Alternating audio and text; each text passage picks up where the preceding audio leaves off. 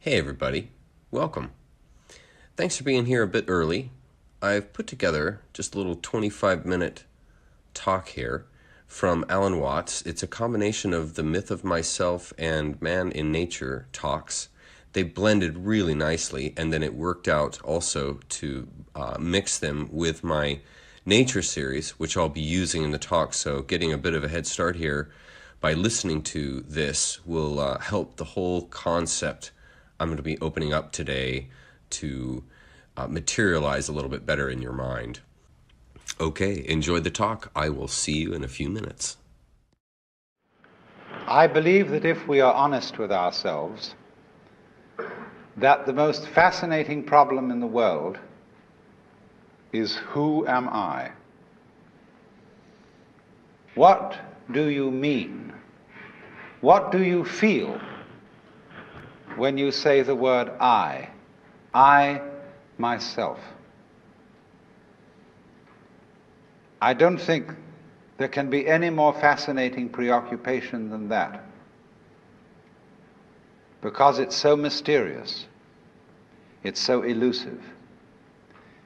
Because what you are in your inmost being escapes your examination in rather the same way that you can't look directly into your own eyes without using a mirror, you can't bite your own teeth, and you can't touch the tip of this finger with the tip of this finger.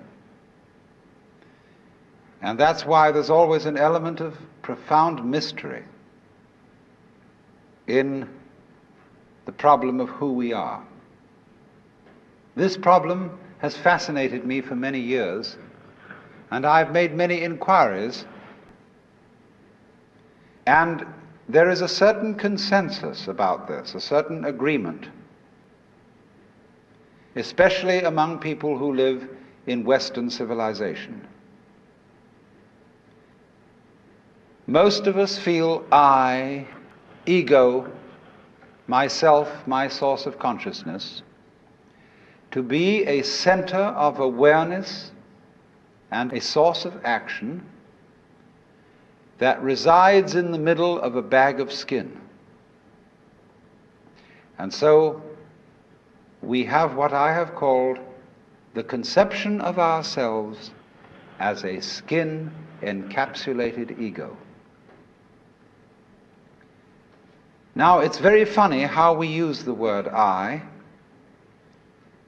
We don't say, I beat my heart, in the same way as we say, I walk, I think, I talk. We feel that our heart beats itself, and that has nothing very much to do with I. In other words, we don't regard I myself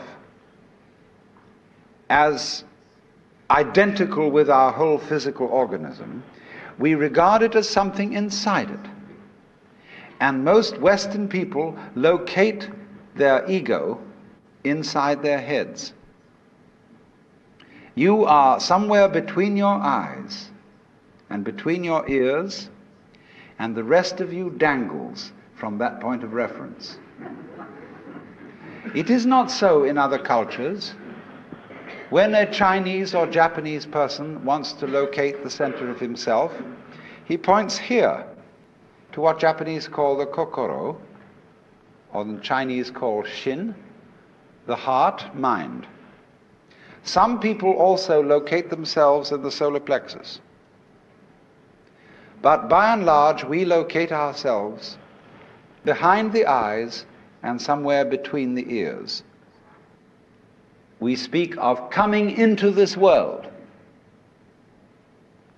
And this whole sensation that we are brought up to have of being an island of consciousness locked up in a bag of skin, facing outside us a world that is profoundly alien to us in the sense that what is outside me is not me. This sets up a fundamental sensation of hostility and estrangement between ourselves and the so-called external world. And therefore, we go on to talk about the conquest of nature, the conquest of space, and view ourselves in a kind of battle array towards the world outside us.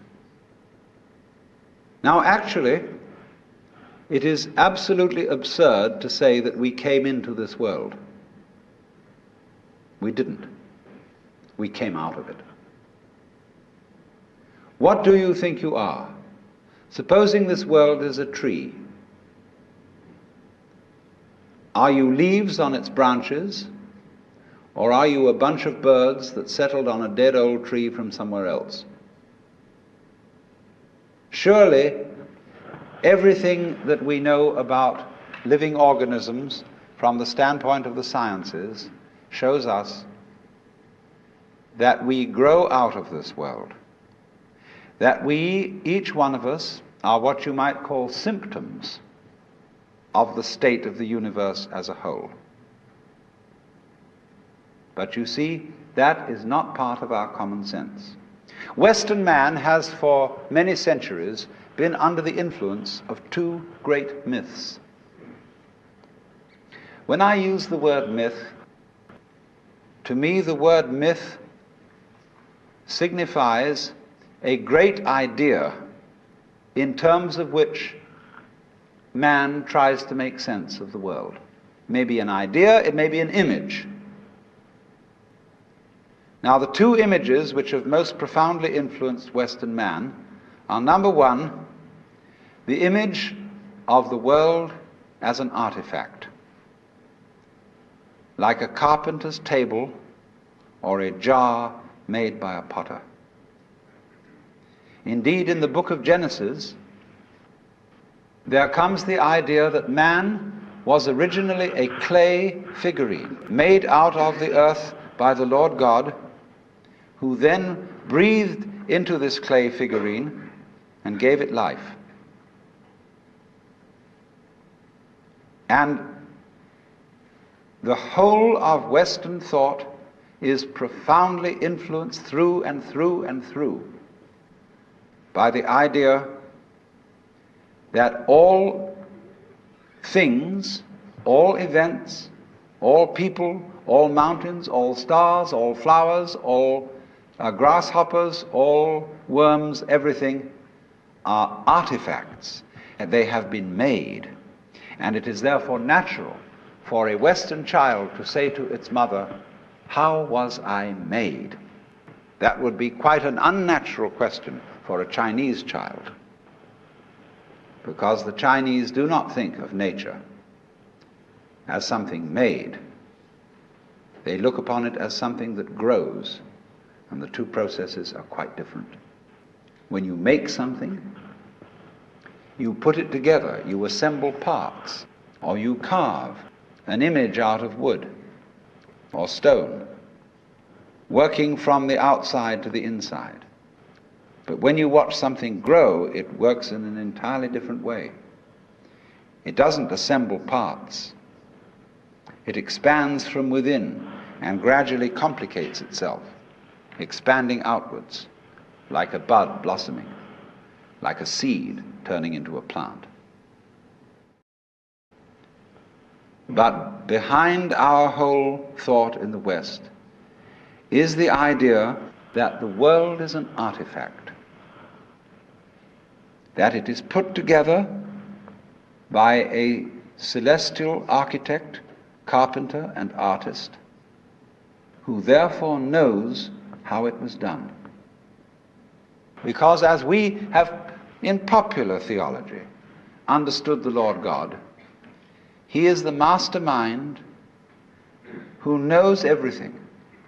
And if you ask the Lord God exactly how high is Mount Whitney to the nearest millimeter, He would know exactly like that and would tell you. Any question, the Cosmic Encyclopedia Britannica.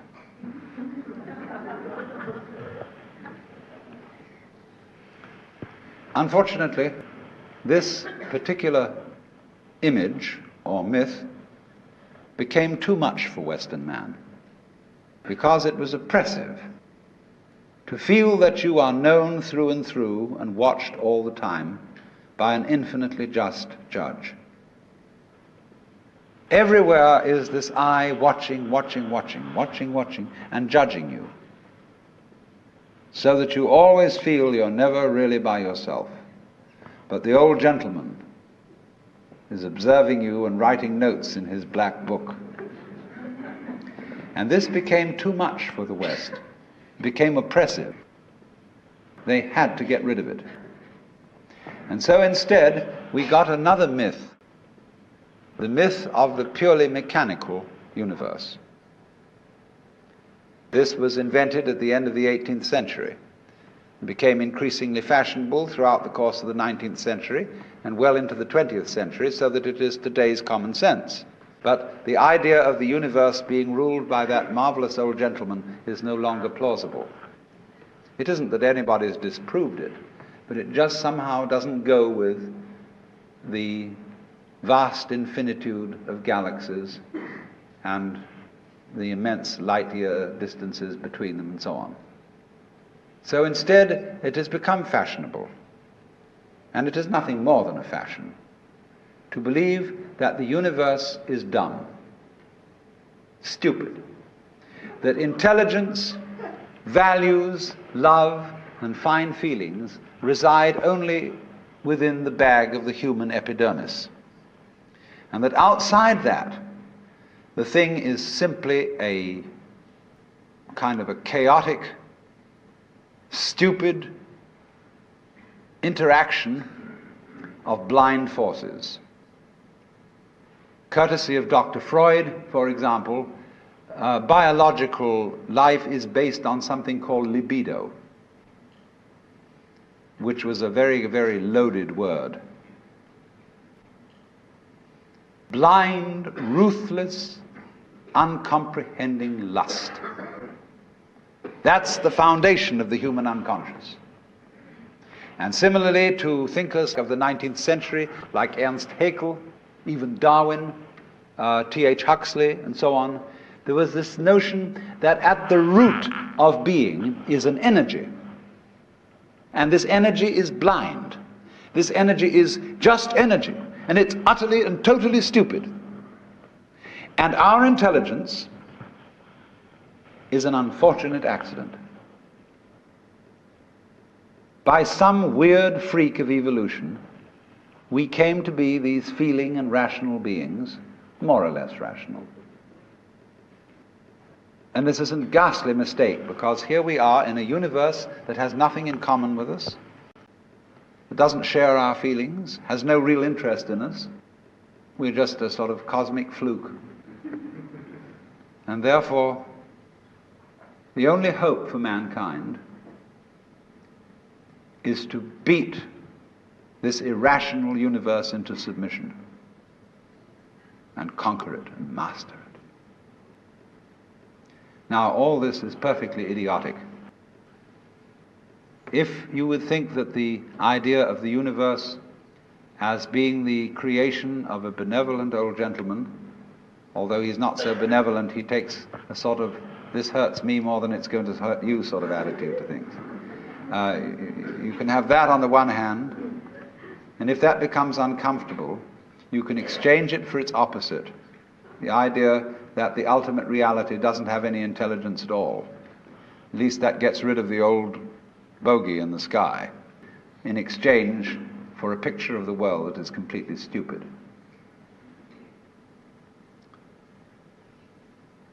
Now, these ideas don't make any sense, especially the last one, because you cannot get an intelligent organism, such as a human being, out of an unintelligent universe. The saying in the New Testament that figs do not grow on thistles nor grapes on thorns applies equally to the world. You do not find an intelligent organism living in an unintelligent environment. Look, here is a tree in the garden, and every summer it produces apples. And we call it an apple tree, because the tree apples. That's what it does. All right. Now here is a solar system inside a galaxy. And one of the peculiarities of this solar system is that at least on the planet Earth, the thing peoples. In just the same way that an apple tree apples. Because you see, we grow out of this world in exactly the same way that the apples grow on the apple tree. But you see, we curiously twist it. We say, well, first of all, in the beginning, there was nothing but gas and rock. And then intelligence happened to arise in it, you know, like a sort of fungus or slime on the top of the whole thing. But we're thinking in a way, you see, that disconnects the intelligence from the rocks. Where there are rocks, watch out. Watch out, because the rocks are going eventually to come alive, and they're going to have people crawling over them. It's only a matter of time, just in the same way as the seed, the acorn, is eventually going to turn into the oak, because it has the potentiality of that within it. Rocks are not dead. You see, it depends on what kind of attitude you want to take to the world. If you want to put the world down, you say, oh, well, fundamentally it's only just a lot of geology. It's a stupidity. And it so happens that a kind of a freak comes up in it which we call consciousness. And that's an attitude that you take when you want to prove to people that you're a tough guy, that you're realistic, that you face facts, and that you don't indulge in wishful thinking. It's just a matter of role-playing. And you must be aware of these things. They are fashions in the intellectual world. See, all I'm saying is that minerals are a rudimentary form of consciousness, whereas the other people are saying that consciousness is a complicated form of minerals.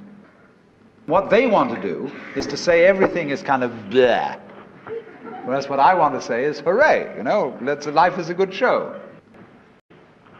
Now then,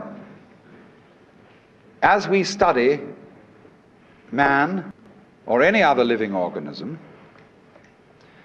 and try and describe him accurately and scientifically, we find that our normal sensation of ourselves as isolated egos inside a bag of skin is a hallucination. It really is. It's absolutely nutty. Because when you describe human behavior, or the behavior of a mouse or a rat or a chicken or anything you want to describe, you find that as you try to describe its behavior accurately, you must also describe the behavior of its environment. Supposing I walk, and you want to describe the action of walking.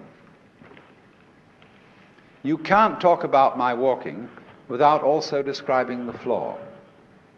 Because if you don't describe the floor and the space in which I am moving, all you will be describing is somebody swinging his legs in empty space.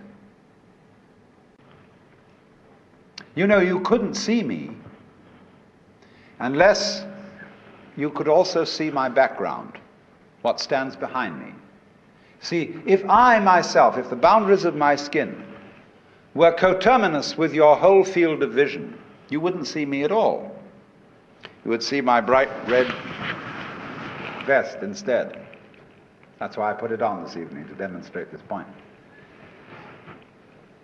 And that would be the thing that filled your field of vision, that was the thing standing there. You wouldn't see me, because in order to see me, you have to see not only what is inside the boundary of my skin, but you have to see what is outside it too. Now that's terribly important.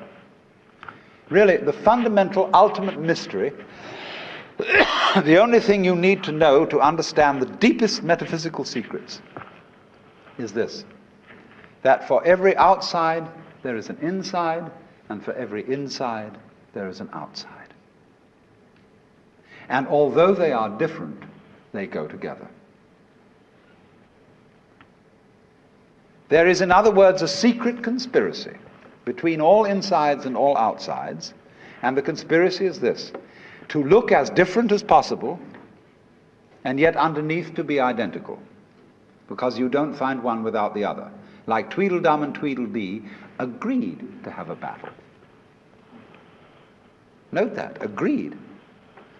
So there is a secret. What is esoteric, what is profound, and what is deep is what we will call the implicit. What is obvious and on the open is what we will call the explicit. And I and my environment, you and your environment, are explicitly as different could be. But implicitly, you go together. In such sciences as ecology and biology, ecology, for example, describes and studies the relationship between all organisms and their environments.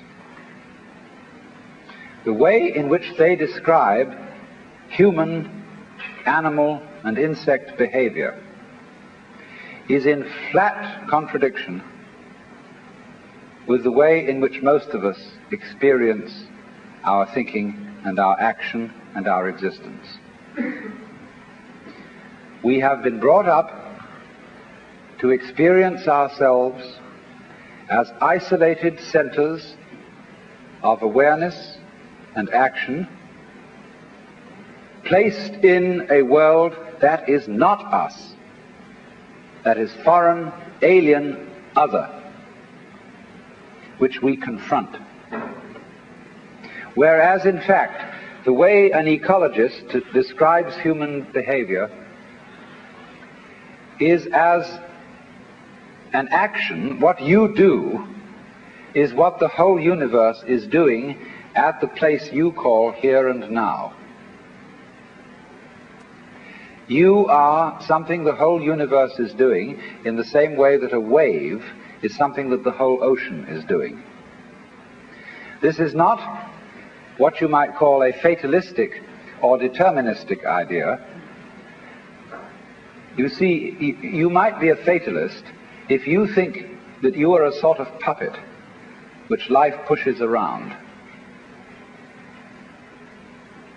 You are separate from life, but life dominates you.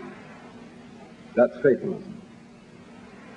But in the point of view I'm expressing, the real you is not a puppet which life pushes around. The real deep down you is the whole universe. And it's doing your living organism and all its behavior. It's expressing it as a singer sings a song. We've been hoodwinked into the feeling that we exist only inside our skins. And I was showing last night that that is a hallucination. And I was showing how we need to experience ourselves in such a way that we could say that our real body is not just what's inside the skin, but our whole total external environment. Because if we don't experience ourselves that way, we mistreat our environment. We treat it as an enemy. We try to beat it into submission. And if we do that, comes disaster. We exploit the world we live in. We don't treat it with love and gentleness and respect. We cut down millions of acres of forests to turn it into newspaper, of all things. Lovely trees turned into information about nothing. And we don't replace them properly. We kick the world around in revenge the feeling that really we are puppets which the world kicks around. So my main point last night was then that we need a new kind of consciousness in which every individual becomes aware that his real self is not just his conscious ego. You know, let's take a headlight of a car. The headlight shines on the road in front. The headlight does not shine on the wire which connects it with its own battery. So in a way, the headlight is unaware of how it shines. And in the same way, we are unaware of the sources of our consciousness. We don't know how we know. And so we are ignorant of, we ignore. It doesn't come within the scope of our attention how it is that we manage to be conscious. How it is that we manage to grow our hair, to shape our bones, to beat our heart, and to secrete all the necessary fluids that we need from our glands. We do it, but we don't know how we do it.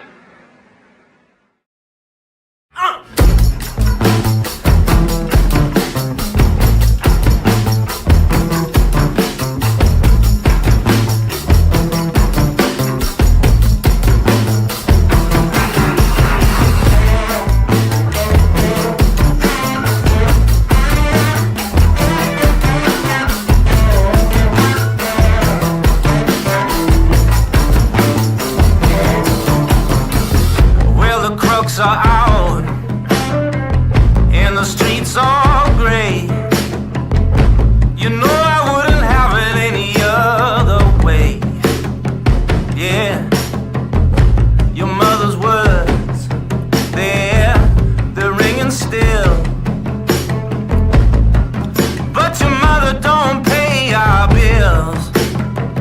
Yeah, a sinister kid is a kid who runs to meet his maker.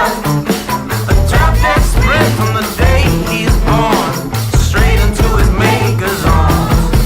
And that's me, the boy with the broken halo. That's me, the devil won't let me be. I got a tortured mind, and my blade is sharp.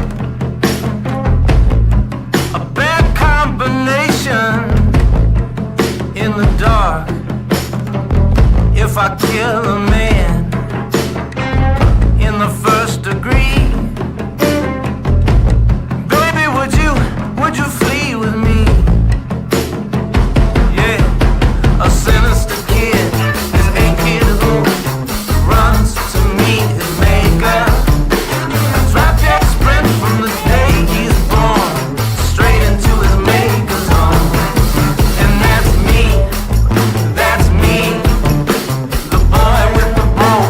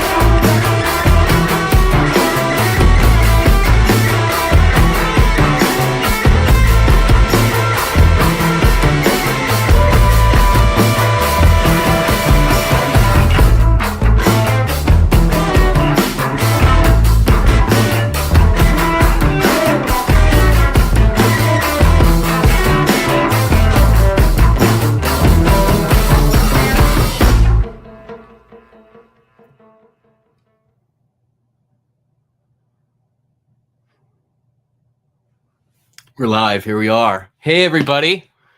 Welcome. Holy smokes. Welcome to everybody. Thank you so much for being here. I'm really excited about tonight. I have a few announcements to make, and then we're going to dive right in. I'll give some reason for what we're doing and why we're doing what we're doing tonight in a sec. But first, I just want to make a couple announcements. Okay. So next week, I'm going to be with Scott and Joe from Truth Stream, because these are the gentlemen that I'm working with to be live and in person on March the 29th, which is actually my second event, or my second thing to announce, that I'll be live on the 29th in person. And the invitation, let me see. Oh, check this out. Look what I figured out this week. Check this out. Ooh, isn't that cool? And so there's the flyer, and then here's a bigger version of it. There we are. So that's where I'm going to be, 29th of March, just in a few weeks here, from 3 to 8 p.m. It's a meet and greet and get together time. There's no actual formal stage event happening. It's simply to allow people to come on out here to Washington and to meet me and to meet Joe and Scott from TruthStream. And we're just simply going to be available to everybody to say hello and to actually put some flesh on this image that you're staring at in the screen. And so this is amazing. I will be there. My wife, Jenny, will be there. And I'm really looking forward to meeting some of you. I hope you can make it out. It should be a great time. I'm really looking forward to it. Okay. So what is happening? Let's go. Let's see to here. Okay. So today, what am I doing? So let's go to the screen first.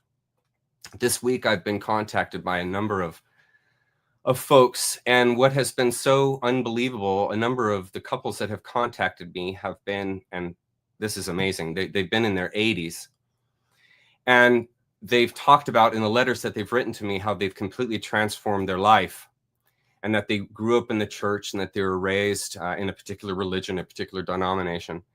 And they abandoned all of that in the midst of this great awakening from their son, who lives in Costa Rica, and told them about this whole awakening that's happening with everyone, and that we're finding out everything that we learned growing up was just a big ploy, was just a big lie to control us. And it is amazing when I hear from people that are past age 50 that actually decide to completely change their life and change how they perceive the world, what they believe, and their motivation, and so on and so forth. And to hear folks that have done that, that late in life is amazing. It's absolutely beautiful, because it's so hard. It's so hard to leave these things when you're older, because you've built your whole life around it. And these people, interestingly, these people express to me the same issues that I've had, and that there's just a real alienation, loneliness, and isolation that goes along with changing everything. Because, you know, it's like if you have a particular political belief that doesn't agree with a family member, I mean, you can hardly be in the same room together. And religion sparks the same animosity, the same intensity. Okay, and so that has really inspired me to go into the works that really helped me awaken. I remember when I listened to the talk that I played before the show here for the first 20 minutes or so. I remember the first time I heard it, and I remember having to hear it over and over again, because what Alan was talking about was so off the map for me, growing up in a conservative Christian family and growing up with real conservative beliefs. To hear someone as quote unquote radical as Alan Watts took me a while to digest. And I really wish that another reason I'm doing this is I really wished at that time that there would have been somebody that could relate me one-on-one with, you know, what do I do with all these religious beliefs and all of this relationship that I've developed and nurtured and fostered with Jesus Christ and God or Islam or Allah or any of these things that I've worked my whole life to foster and develop. And then to have all of that removed leaves a tremendous alienating spot or feeling inside. And it was through these lectures from Alan Watts and Joseph Campbell and Terence McKenna that really helped me form a semblance of vocabulary that made sense in that spiritual realm, so that I no longer had to identify through a religiosity to understand God. I could understand God from the space that I'm in right here and now. And that's a lot of what Alan was talking about, and that is seeing and perceiving reality as it is in the here and now. And that's a very difficult task to accomplish. And so we are going to be talking about those kind of things. We're going to be talking about transformation. We're going to be talking about moving out of old ways and integrating a mythology based on energy, frequency, and vibration, rather than dogma, rather than absolutes, rather than hardcore, unchanging facts, that you can't even question. And this really locks us in as individuals when we are locked into something like that. And when you get indoctrinated as a child, I mean, if you're 4 and 5 years old and you're indoctrinated into a belief system, it's all you know. Because by the time you're 10 or 12, 13, you've already solidified and you've gotten right, quote unquote, all the spiritual matters. You've got your eternity secured. You're worshiping the right God. You're surrounding yourself with the right people who are also Christians. You're going to church. You're doing all the necessary deeds that are expected, required, suggested in whatever book harnesses you to whatever spirituality that you were indoctrinated into. And that is why it is so hard to get out. And that is why I am here. And what I want to do is facilitate that transition, because I know there's a lot of people that right now, their whole world is falling apart. Everything is falling apart. The government they believed in, the religion they believed in, the medicine they believed in, their own perspective of themselves. And all of that is being crushed. And so that's really where we're going to start today, is self-identity. Because one of the things that the controllers never want you to ever do is think for yourself, or come up with your own ideas, or decide for yourself what you're going to believe and not believe, what you're going to align to and not align to. They do not want you thinking for yourself. And it's the same, like I said, it's the same problem that the Catholic Church had way back in 400 or 500 AD. When all the country is splitting apart, everybody's believing their own thing. You got the cynics coming through since 1 BC, and this is causing turmoil. And it is tumultuous because people die for their spiritualities. People will happily die for their religion. They'll go straight to death for it because they're so convicted. And so a controller, you can't get your hands around someone like that who is not going to listen to you. And they're going to listen to their own discernment. And they're going to listen to their own heart and their own gut mind. And once you realize these things, there's no one that's going to be able to take that from you. No one is going to be able to have a louder voice or stronger voice than your own intuition, than your own gut mind, which is locked up, or I should say, which is locked into omniscience. And we're going to talk about that. And I've mentioned that before in regards to mama and growing baby in her tummy. She knows exactly how to do that, but she could never tell you in words. And this is just a characteristic of nature. Okay. So let's get in here to the first slide. Now, this talk, one of the talks was on the Vallejo. And for those of you who are Alan Watts lovers, this is some great stuff that I found about the Vallejo. And I probably am not going to get into all the details, but just take a moment and read some of this, and you can find out some of the history of where these talks originated with Alan and what he was doing on this boat, and how that all came about. It's very interesting. And the only reason why I'm skipping it is because I know myself, and I know if I start talking about that, I'm going to spend all my time discussing that. And so we're going to get right here into the lecture. Okay, well, let's read some of this together. I believe that if we are honest with ourselves, that the most fascinating problem in the world is, who am I? Because what you are in your inmost being escapes your examination in rather the same way that you can't look directly at your own eyes without using a mirror. You can't bite your own teeth, and you can't touch the tip of this finger with the tip of this finger. See? And that is why there's always an element of profound mystery in the problem of who we are. And this really harkens into this idea of this self-organizing energy that is organizing and animating the entire universe, but yet there's no name for it. Because no name could totally encapsulate something like this. No concept could hold something like this. you would never be able to describe in words nature in the same way you would never be able to describe in words how you formed in your mother's stomach, or how you came up with, or your mother's womb, how you came up with an idea. Where does creativity come from? Where do dreams come from? See, these are all landscapes that are not accessible with your front mind, with your conscious mind, because it's like trying to think of infinity. It's like trying to get your hands around eternal life. These things are past words. They are past finite cognition. They're past duality, you see? And since we've been locked in a dualistic cage with all these belief systems, these ways and means that the world goes about itself, you see, we get locked in mindsets. We get locked in very specific opinions. And we become so convicted in those opinions that we forget. We forget who we are.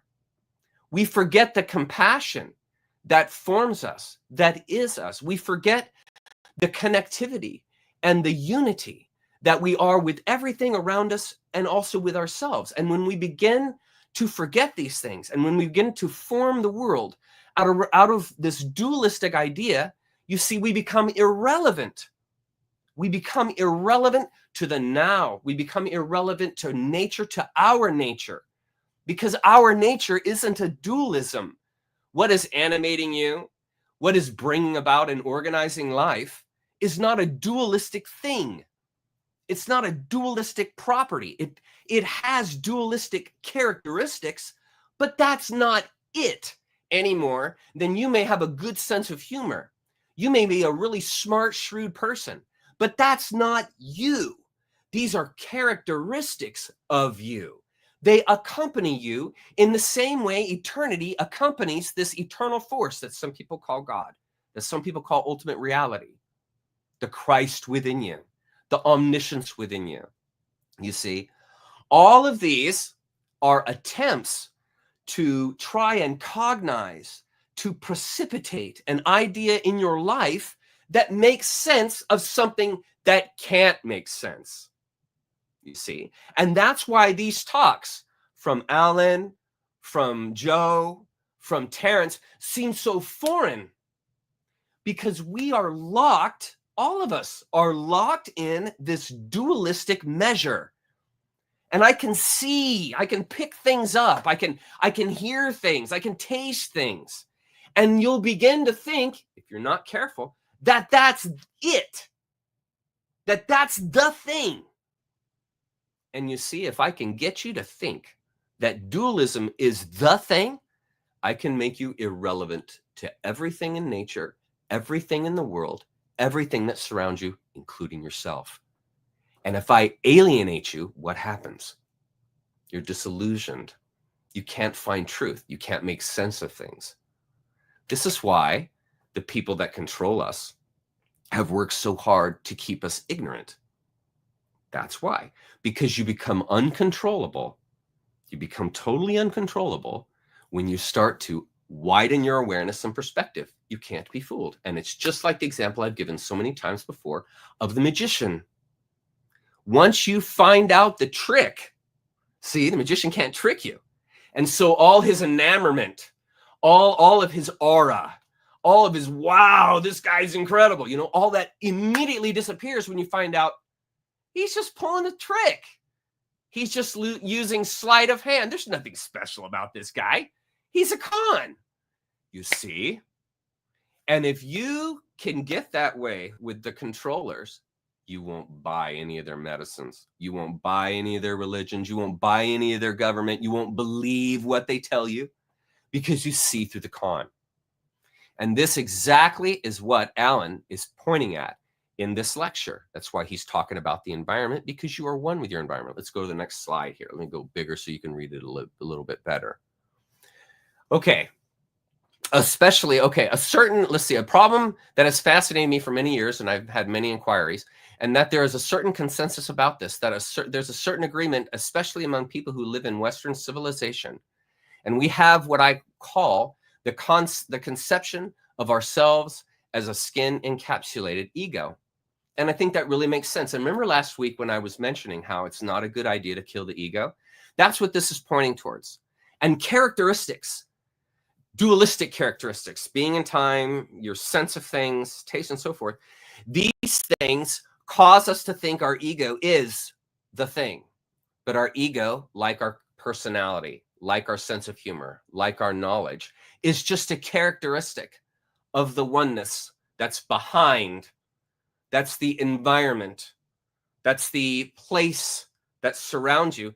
That's what you are. That's why when Alan said that he looked up at the sun one day and realized, why? That's me. And the reason why Alan thought that, the reason why he thought that, or the reason why he said that is because, like I said last week, what is animating the sun is also animating you. It's the same forces. It's the same energy. And this energy is just costuming itself.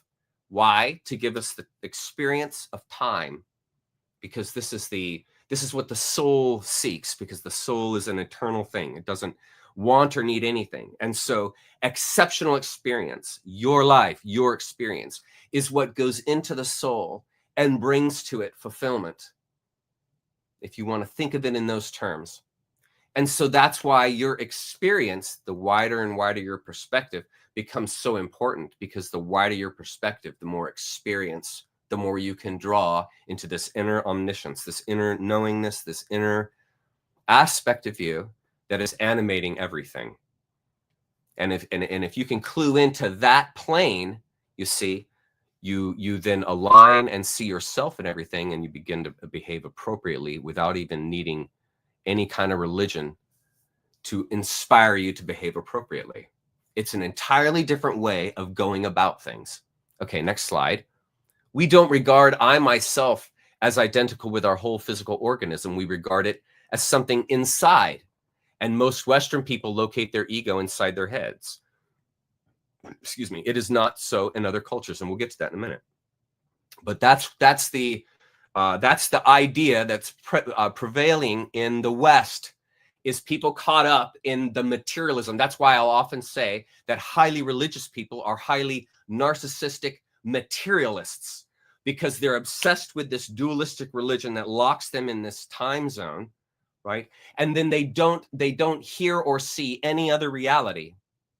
And so this causes them to think that this experience, what I'm seeing, what I'm feeling, what I'm tasting, is me, is the thing. Whereas these are just characteristics of you, like your humor, like your wit, like your knowledge.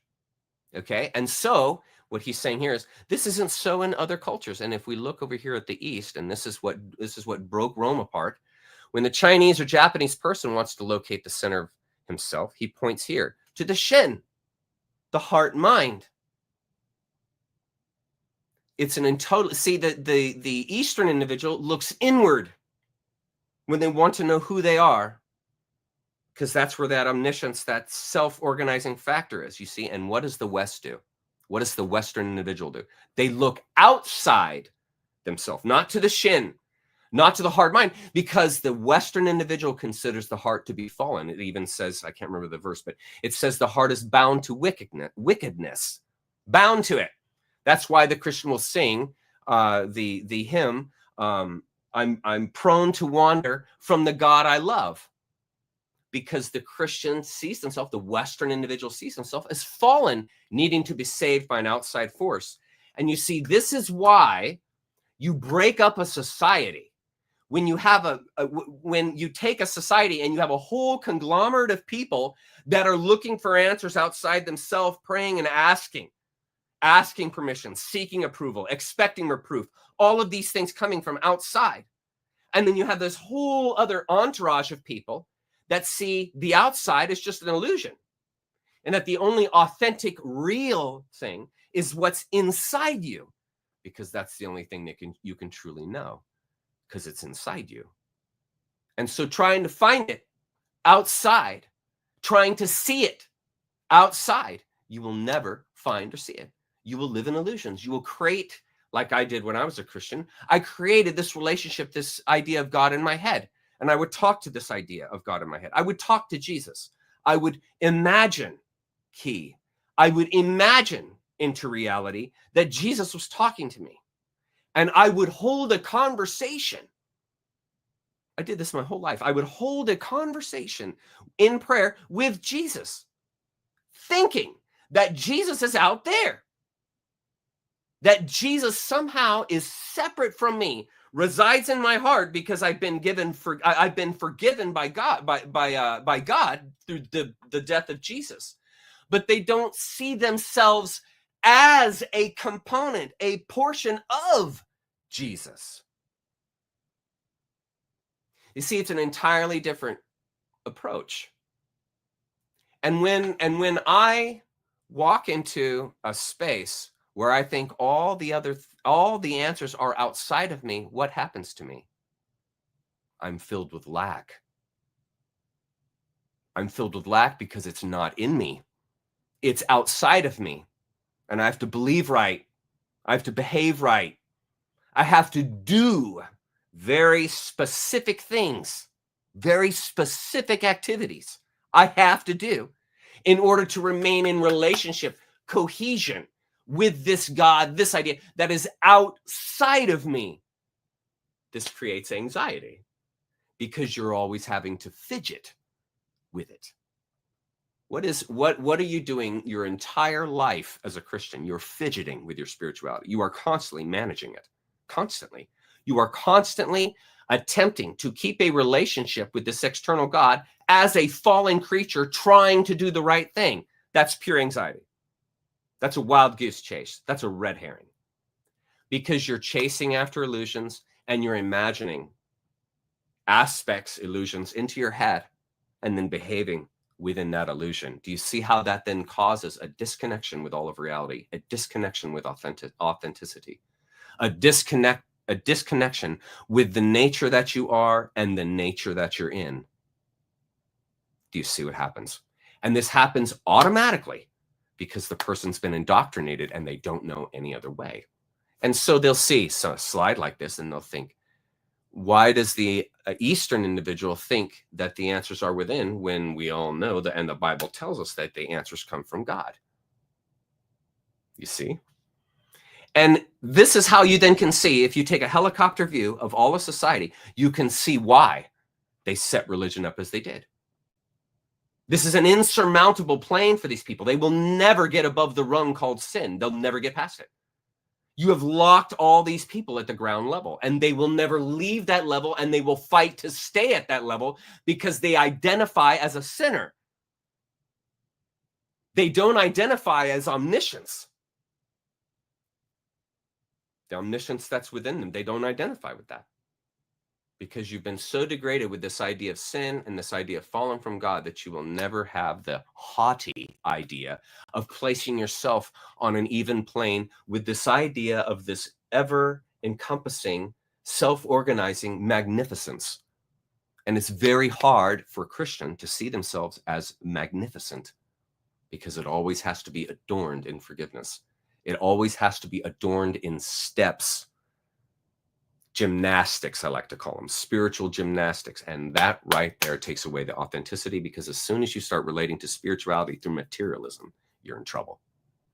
You become a material addict, become a narcissist, totally self-focused. Got to save myself. I got to believe right. And all these people that aren't believing like me are wrong. These are the behaviors of a narcissist.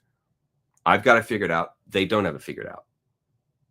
You see, and this fosters these kinds of thoughts. And this is what causes there to be such enormous conflict. And speaking of which, I think this is the next slide right here. This is the banger right here. Look at this. Watch this. Let's read from the top. We speak of coming into this world and this whole sensation that we are brought up to have of being an an island of consciousness locked up in a bag of skin, facing outside us a world that is profoundly alien to us, in the sense that what is outside me is not me.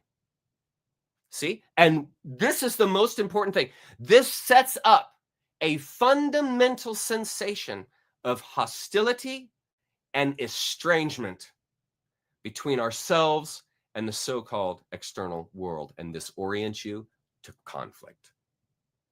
The feeling of alienation the feeling of lack, the feeling of need, the feeling of belief and holding to life puts you in a state of hostility and estrangement because you think and you're acting like as though something is broken. The universe is fallen. I'm fallen. And so you begin to develop an existence that is based in hostility, estrangement, and alienation. Do you see how it happens? And you are locked into this mindset because you've been indoctrinated with ideas through fear. And so because the religion rests on the threat that if you don't believe it, if you don't subscribe to it, if you choose wrong, you're out. You're going to hell forever. And that is not a place of making a discerning decision, is it? If I put threat right in front of you, are you going to make a strong discerning decision? If I say, okay, you have to give me an answer within 2 seconds or I'm going to shoot you. You see that? You're not going to develop a discerning, thought through, wise response to my threatening you and saying, if you don't do such and such, I'm going to shoot you right now. You're just going to be reactive. You're just going to be reactive. You're just going to instantly choose something. You're not going to wisely discern the thing. And this is exactly how religion approaches people. Religion in the West approaches people. It's a threat. And it surrounds itself in this cloud of love, this cloud of acceptance. Oh, we accept you. The church accepts you. God accepts you. All your filth, all these terrible things. That's okay. There's no reason to be alarmed or concerned that God can't forgive you because God can forgive you for being such a horrible thing. You see, and this you're orienting through hostility. You're orienting through estrangement, through alienation, and through your imagination.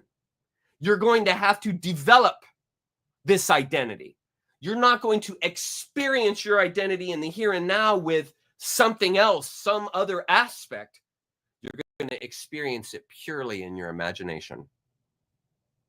And this is one of the epiphanies I had when I had cancer, because I had a few moments, one of which I shared last night. I had a few moments that was visceral, real, and spoke to me. And that didn't require any imagination. As I saw that cloud around my head, I didn't require any imagination. I was seeing this, and I was trying actually not to see it when I kept rubbing my eyes and I kept looking away saying, no, that can't be real. And when you avail yourself, that's when these kinds of experiences can happen to you, because you are opening your mind to them. You're not closed off to these epiphanies because you don't have the answer. The wisdom of insecurity. You don't have the answer. And when you don't have the answer, if you're clinging to external truths, if you're clinging to answers outside yourself, you will be in anxiety. The trick to quelling, to removing that anxiety, is identifying from within. Going here, and therefore we go on to talk about the conquest of nature, the conquest of space, and view ourselves in a kind of battle array towards the world outside us. And I gave scripture references for where the Bible is claiming that. And again, hopefully you can see by now how this sets you up. Imagine being a child. Imagine when you were a child and you walked into strange spaces. You were looking to your parents for comfort. You were looking for something around you for comfort because it's something that's safe and you can identify with, because you're in a strange place. You see, and that's exactly what exclusive, narcissistic, absolute religions do to you, because they place you in a finite world that only others in that religion can identify with. And so you gravitate, and the only people you can resonate with are people who have also bought into the same system. And it's why, and I remember feeling this tremendously, when I would walk into, say, a home of people who were Buddhist, and I remember thinking as a Christian, I'm not even sure I want to look at some of these idols, because if I look at them, touch them, I think I very well might do the wrong thing. I might believe in them. And see your approaches through fear, estrangement, alienation, because I'm surrounded by this foreign religion that makes no sense to me because it identifies in an entirely different way. And so I reject it. And see, this is how the entire culture is turned against itself. There's not, that's why you can know on the front end, everything has been tainted, because everything has been set up to alienate you from everything else that doesn't believe, think, assume like you. Making sense? Okay. Now look at this at the end. This is why it's such a major slide. Now, actually, it is absolutely absurd to say that we came into this world. We didn't. We came out of it. Pro tip, key to according genetic manipulation at the end of the talk. This is the prelude. I want you guys to remember this key line here. We came out of it. I'm just going to open it up. We came out of this world. Now think about this. When it comes to genetic manipulation, right? What you have, let's say like a human being is doing genetic manipulation. You have the gene pool of an organism, and through science, you manipulate these genes so that when those genes reassemble, when the organism self-assembles, it will assemble in a particular direction. But this is the key thing. You don't know, as the genetic manipulator, be you an alien or be you a human, you don't know for sure what's coming out of the other end of this manipulation. You've put in a certain set of genes. You've put in a certain set of ideas and concepts of what you want. But what actually assembles the creature? What actually splits the cells so that it self-complexifies into a creature? What does that? The same energy that animates you, the tree, the universe. That's the only thing that can do that. The genetic manipulators can focus and send certain characteristics that they hope will gel and find its way into the creature. But they are not in charge in the sense of what is coming out on the other side. In the same way, you have two parents and they have children. Those children most likely will look similarly to one or both of their parents. It's true in my kids. It's true in most any kid that you meet. Did the parents have any control, even though mom is making the child? Did mom have any direct control as to what the child looks like, even the gender of the child? Does mom control that? Does dad?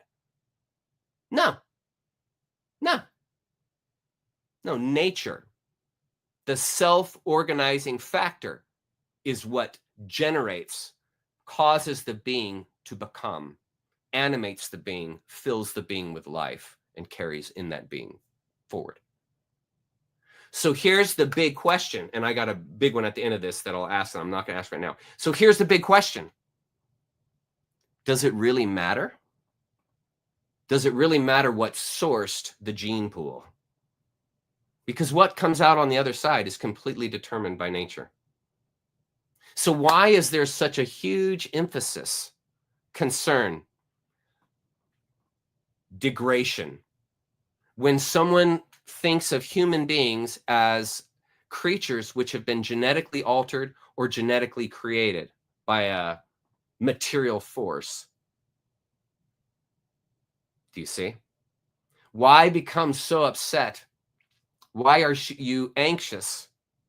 Because in one sense, the gene pool was created by the sperm and the egg by mom. And there was no control as to what the child looks like, the characteristics of what came out from that. Okay? So then you have a test tube, you have a petri dish, and you mix. Even think of babies that are born in vitro. Are those babies an abomination? Because they were born in vitro, they were first assembled in a dish. Does that illegitimize them because they weren't in a womb? No, it doesn't. The being that comes out will have the same value when it comes out of the test tube for the in vitro parents as it will for the one that comes out of the womb for the parents that didn't use it in vitro. Both kids are equally valuable. There's no change at all. And you can see that clearly. I don't even have to sell you on that idea, because you as a person, if you saw both kids, they're both just as valuable. There's no, one is not more valuable than the other because one came out of a test tube and one came out of the womb. Doesn't matter. And see, there it is right there. We came out of it. Both babies came out of nature. One was in a petri dish, one was in a womb. This is how you begin to break apart this idea that you had to be formed and created by a Western God, a figure that appeared in a garden and that actually formed from dirt itself a human. See, you don't have to hold on to that so tightly when you realize you simply came out of the earth, like every other thing in the universe, meaning everything comes out of what the universe is. Nothing escapes that. And I'm talking about in the dualistic sense. Okay, hopefully this is beginning to gel for you. We grow out of this world. Each one of us are what you might call symptoms of the state of the universe as a whole. But that is not part of our common sense. And this is what I've been talking about with all of these slides. We are symptoms. We are characteristics, just like you have characteristics. The universe has characteristics. Planets are characteristics. Galaxies are characteristics. Human beings are characteristics. Aliens are characteristics. All of these things are characteristics. They're symptoms. They're songs of the universe. Some are dark songs. Some are light songs. Some are just medium songs. You get my point I'm making, though. Diversity. And this is to be expected. There's nothing wrong.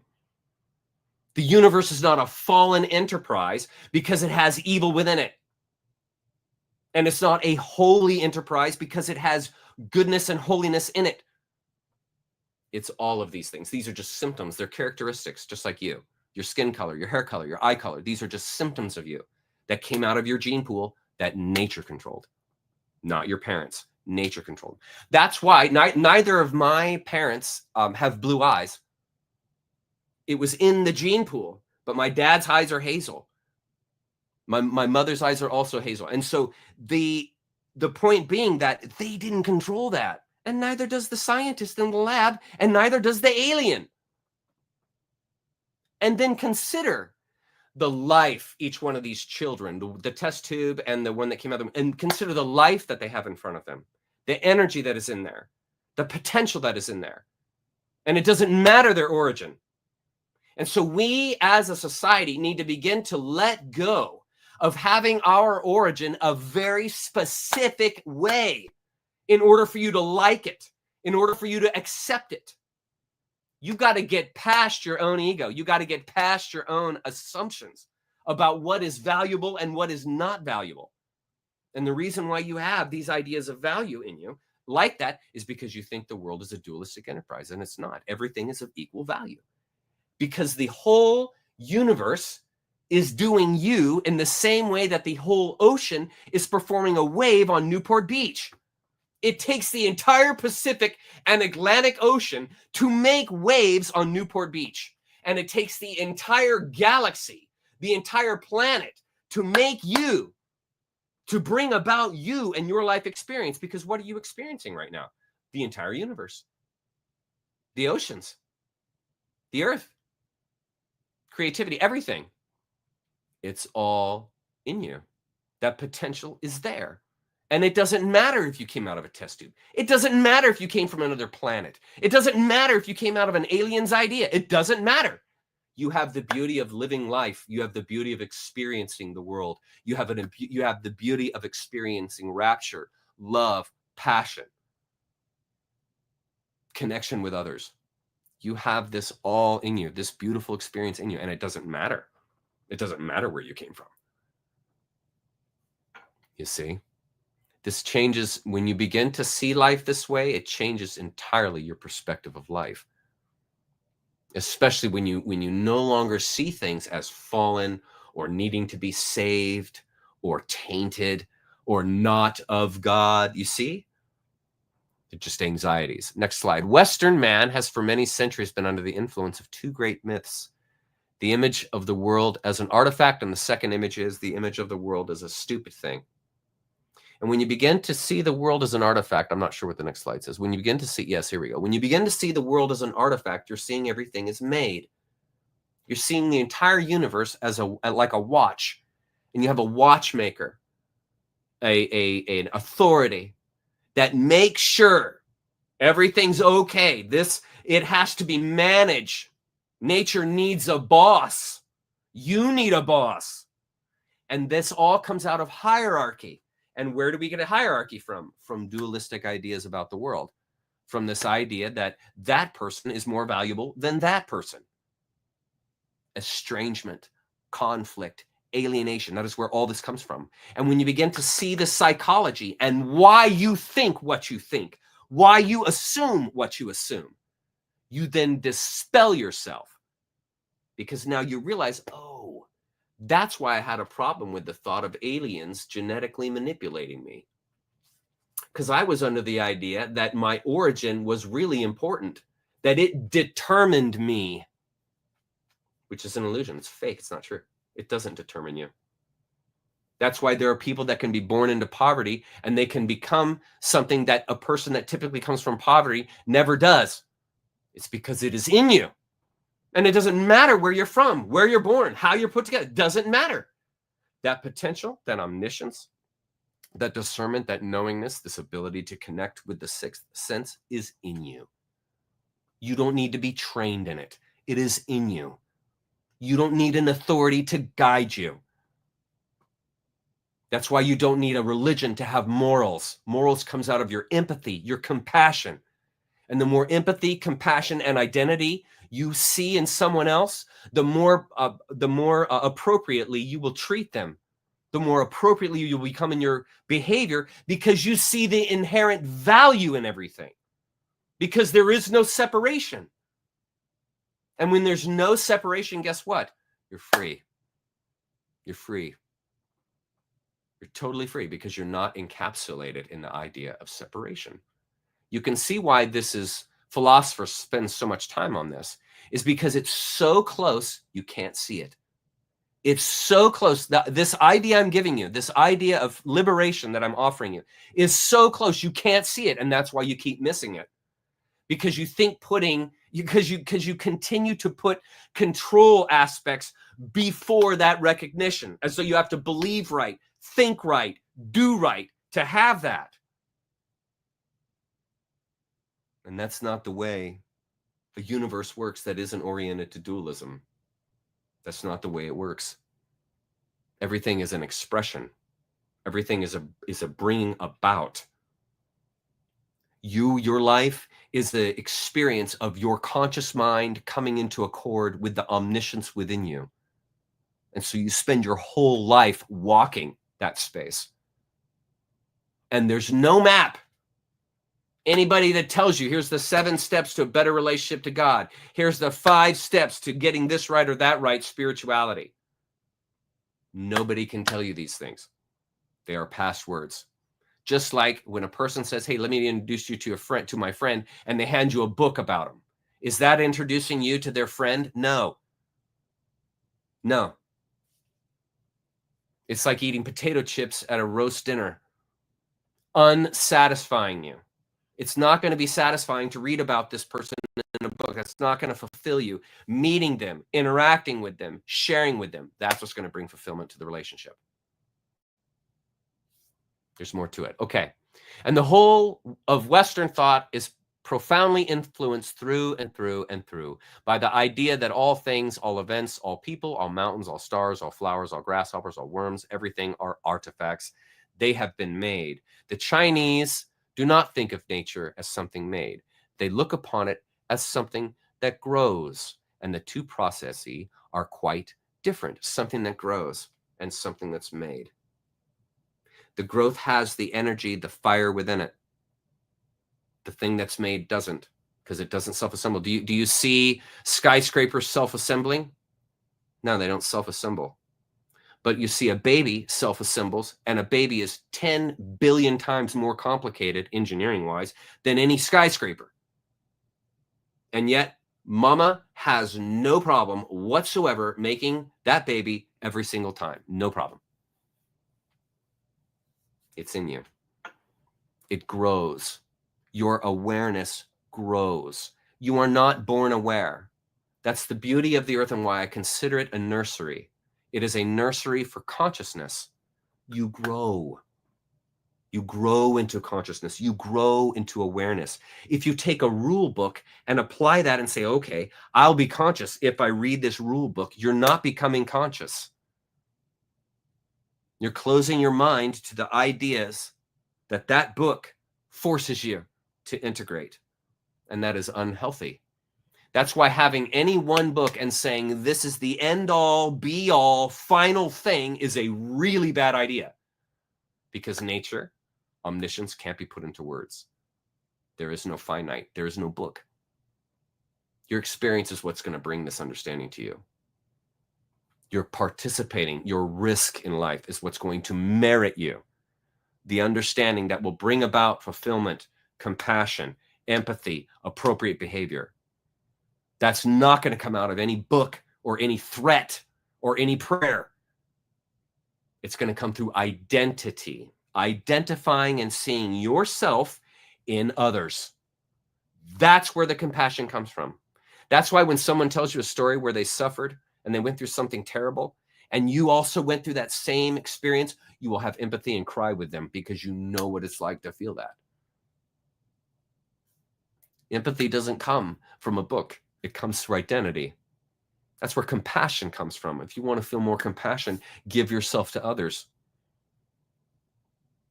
Kenosis, the emptying, self-empty, empty of the ego desires, and fulfill your life with giving to others, participating in others' lives. And this is what will bring you fulfillment. That's why money will never fulfill you. That's why accomplishments will never fulfill you. It doesn't matter how many trophies you have in your room. It doesn't matter. Nobody cares.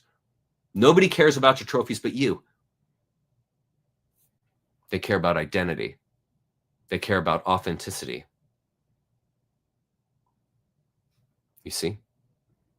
You shortchange yourself when you buy into that dualistic stuff. But when you watch something grow, it works in an entirely different way. It's self-complexifying. And that's why I highlighted complexifying. It self-complexifies. The universe doesn't need a boss. It doesn't need a manager. Nature doesn't need anything. It's not lacking anything, just like you are not lacking anything. It's simply your perspective that tells you you're lacking, but you're not. There is no lack in the heart mind, and we all have that. It's called the heart chakra. And that's why that's why the heart is at the center. It's the rotating point. It's the point where you amalgamate the lower chakras, which are the earthly concerns, the ego concerns. You amalgamate those with the spiritual concerns that are above the heart chakra. And the heart is the fulcrum. You do not access the upper chakras in the chakra system. You don't access those without going through the heart. It is through the heart that one accesses this higher plane, this richer, deeper perspective of the world and perspective of oneself. And so as long as you keep locked into the lower chakras, the lower three concerns, life, sex, and power projection, you will never find fulfillment, and you will always orient, like we talked about, through conflict, estrangement, alienation, because the lower chakras are in the dualistic sense, living life, life not death, sexual projection, the act, projecting. See what's happening? Important, necessary, absolutely, but not the thing. Nothing wrong with hard work. Nothing wrong with accomplishment. Nothing wrong with having a trophy case full of trophies. Nothing wrong with it. Nothing wrong with it at all. But nobody cares but you. People care about connectivity, empathy, love, care, acceptance.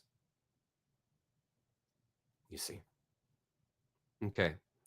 But behind our whole thought in the West is the idea that the world is an artifact, that it is put together by a celestial architect, carpenter, and artist, who therefore, and here's the key, knows how it's done. Now, isn't it just like, I used to do this as a kid. I used to ask my parents questions repeatedly that I thought would solve my problem, that would answer my question, because I thought, well, there's this God who knows everything and how it's done. So if you simply learn more and more and more, you'll start to figure it out. Without realizing that, understanding and awareness with nature comes to you like a painting. If someone describes to you the painting, they remove the essence of the painting. When you walk up to the painting and simply walk into its resonance and feel it, you see, that's the intrinsic aspect. That's the deeper side. That's the side that knows everything. You see, and when it is explained to you, that's when the disconnection comes. Nothing wrong with history of a painting, nothing wrong with explanations of it. That's fine. But once you are exposed to that, you see, it taints the authenticity because you see the painting in a certain way. And this is exactly what happens to the world. If I approach the world from a religious perspective, I'm approaching the world as though it's something that someone told me about. And then I'm going to go out and have experience, and I'm going to apply my experiences back into what someone told me about it. And it's just like walking up to a painting. If I only know the painting by what someone told me about it, I'm never going to know the intrinsic aspect of the painting because that's past words. And it's the same thing in life. Exact same thing. And this is why you can't know life through a book. You can't know life through a movie. You can't know life through someone's words. You can only know life through experiencing it, giving yourself completely to it. That's why I did my whole video on risk, because it is only through giving of yourself to life, of compassionately and without any reservation, giving yourself to life, that not only the answers will come to you, but the fulfillment comes also, because there's no imagination needed. No imagination. You don't need to imagine being forgiven. Don't need to imagine that you're on a plane because you accepted the gift. I hope this is making sense. And that at the bottom there, can nature omnipotence be put into words? No, it can't. Everywhere. And then this follows into the idea in the West that you're always being watched. Now think of what that does to you psychologically. If you're always being watched, and I've touched on this before in my lectures, if you're always being watched, what happens to you? Paranoia. There's no freedom. And here's the key thing. You can't be trusted. If God always has to watch you, guess what that means? Guess how you interpret that? I can't be trusted. How does a sinner think of themselves? As someone who can't be trusted, because no sinner can be trusted. Do you see how this creates estrangement? Do you see how this creates disillusionment? Always watching, and you're never by yourself. You're never by yourself because you can't be trusted. If I treat my child like that, I never trust them. I never allow them to go out on their own. And when they're 30 years old, I'm still trying to keep them in the house. I'm still telling them when they need to go to bed. And I'm still telling them when they need to come home and where they can work and all that, so on and so forth. What happens to that child? You destroy their life. Because they're always going to be coming to you, asking permission, seeking approval, and expecting reproof. What is the model of the Christian to God? Always asking permission, seeking approval, and expecting reproof. You never grow up. That's why in Christianity, you never grow up spiritually, ever, ever. That's why you'll fight to stay a sinner until the day you die. That's why you'll fight anyone that doesn't believe like you. You're trapped. And the only way out is you. The only way out is awareness. And hopefully somebody like me saying, hey, you know what? There's a secret door right up there. And if you just look in the correct direction and see this a little bit larger, you'll be able to see that door in the shadows and you can walk through it. But you have to walk through the door of awareness. No one can hand that to you. No one can hand you awareness. No one can hand you consciousness. That is your life pursuit. Greater and greater and greater awareness, because what does that bring you? Greater and greater, richer and richer experiences. Without your even having to believe anything, you just give yourself. And the more you just give yourself to life, the more it pours all the content that fulfills you, the languages that speak to you, the innateness that you are. You see, and this will fulfill your life. But the idea of the universe being ruled over by that marvelous old gentleman is no longer plausible. And again, this is why I'm doing this right now, because we are in an age, a great awakening age, where this is exactly what is happening. This is what people are finding out right now. That marvelous old gentleman is no longer plausible. Why is that marvelous old gentleman no longer plausible? Because it is no longer relative. That figure, this old, ancient, monotheistic idea of this overbearing, overruling God, it no longer fits into a society that recognizes, wait a minute, it's not a good idea to think of myself as a sinner. It's actually not a good idea to lock myself into a set belief. It's actually not a good idea to align my spirituality and my spiritual cognitions to brains that are from 3,000 years ago, because they did not have the spiritual intellect that you have now. The intellect is the intrinsic means of potential that is inside of you. The greater you become, the more aware of that you become, the more in line with your true self, your true identity you become. These kinds of concepts were foreign to tribal people. These kinds of ideas that integrate Eastern and Western thought together so that there's understanding were foreign and unavailable to those people. This is why it's not a good idea to lock yourself down to the religions that they subscribed, because you're locking yourself in the past. You're like a person who's still using a rotary phone for a phone. You're like a person who's using one of those mobile phones that was like a brick in your hand. See, you're still using film from a camera and monkeying with that rather than just going digital. You see, and I'm not trying to say all these things are terrible. Like, there's nothing wrong with listening to a record player and not, a CD or something. I'm not saying that. I'm saying that it's a less than, it's an incomplete experience. It's not the whole real deal. You're gonna have to risk for that one. You're gonna have to give your life for that one. That's the only way you're not going to get the big whammy because you prayed hard enough. You're not going to get the big whammy because you believed right. That's not where the big whammy is going to come from. The big whammy is going to come into your life when you give yourself to life. Just like when I fought cancer, I went all in and gave myself to life. And I completely risked knowing I may die doing this and come into accord with that. This is how you conquer death. You purposefully make decisions, or I purposefully made a decision in my life, which put me right at the threshold of death with no guarantee I'd come out on the other side. And holding in that space in peace. This is when you avail yourself, when you put yourself on the line, when you risk. That's when rapture is going to come to you. Rapture is not going to come to you because you followed directions. Rapture is not going to come to you because you obeyed. Rapture is not going to come for you because you waited in line long enough. That's not when rapture is going to come to you. Rapture is going to come to you spontaneously when you are throwing yourself into life completely. When falling, dive. That's when the big whammy is going to come to you. It's not going to come to you because you believed right. That is not when you get the big whammy. Okay.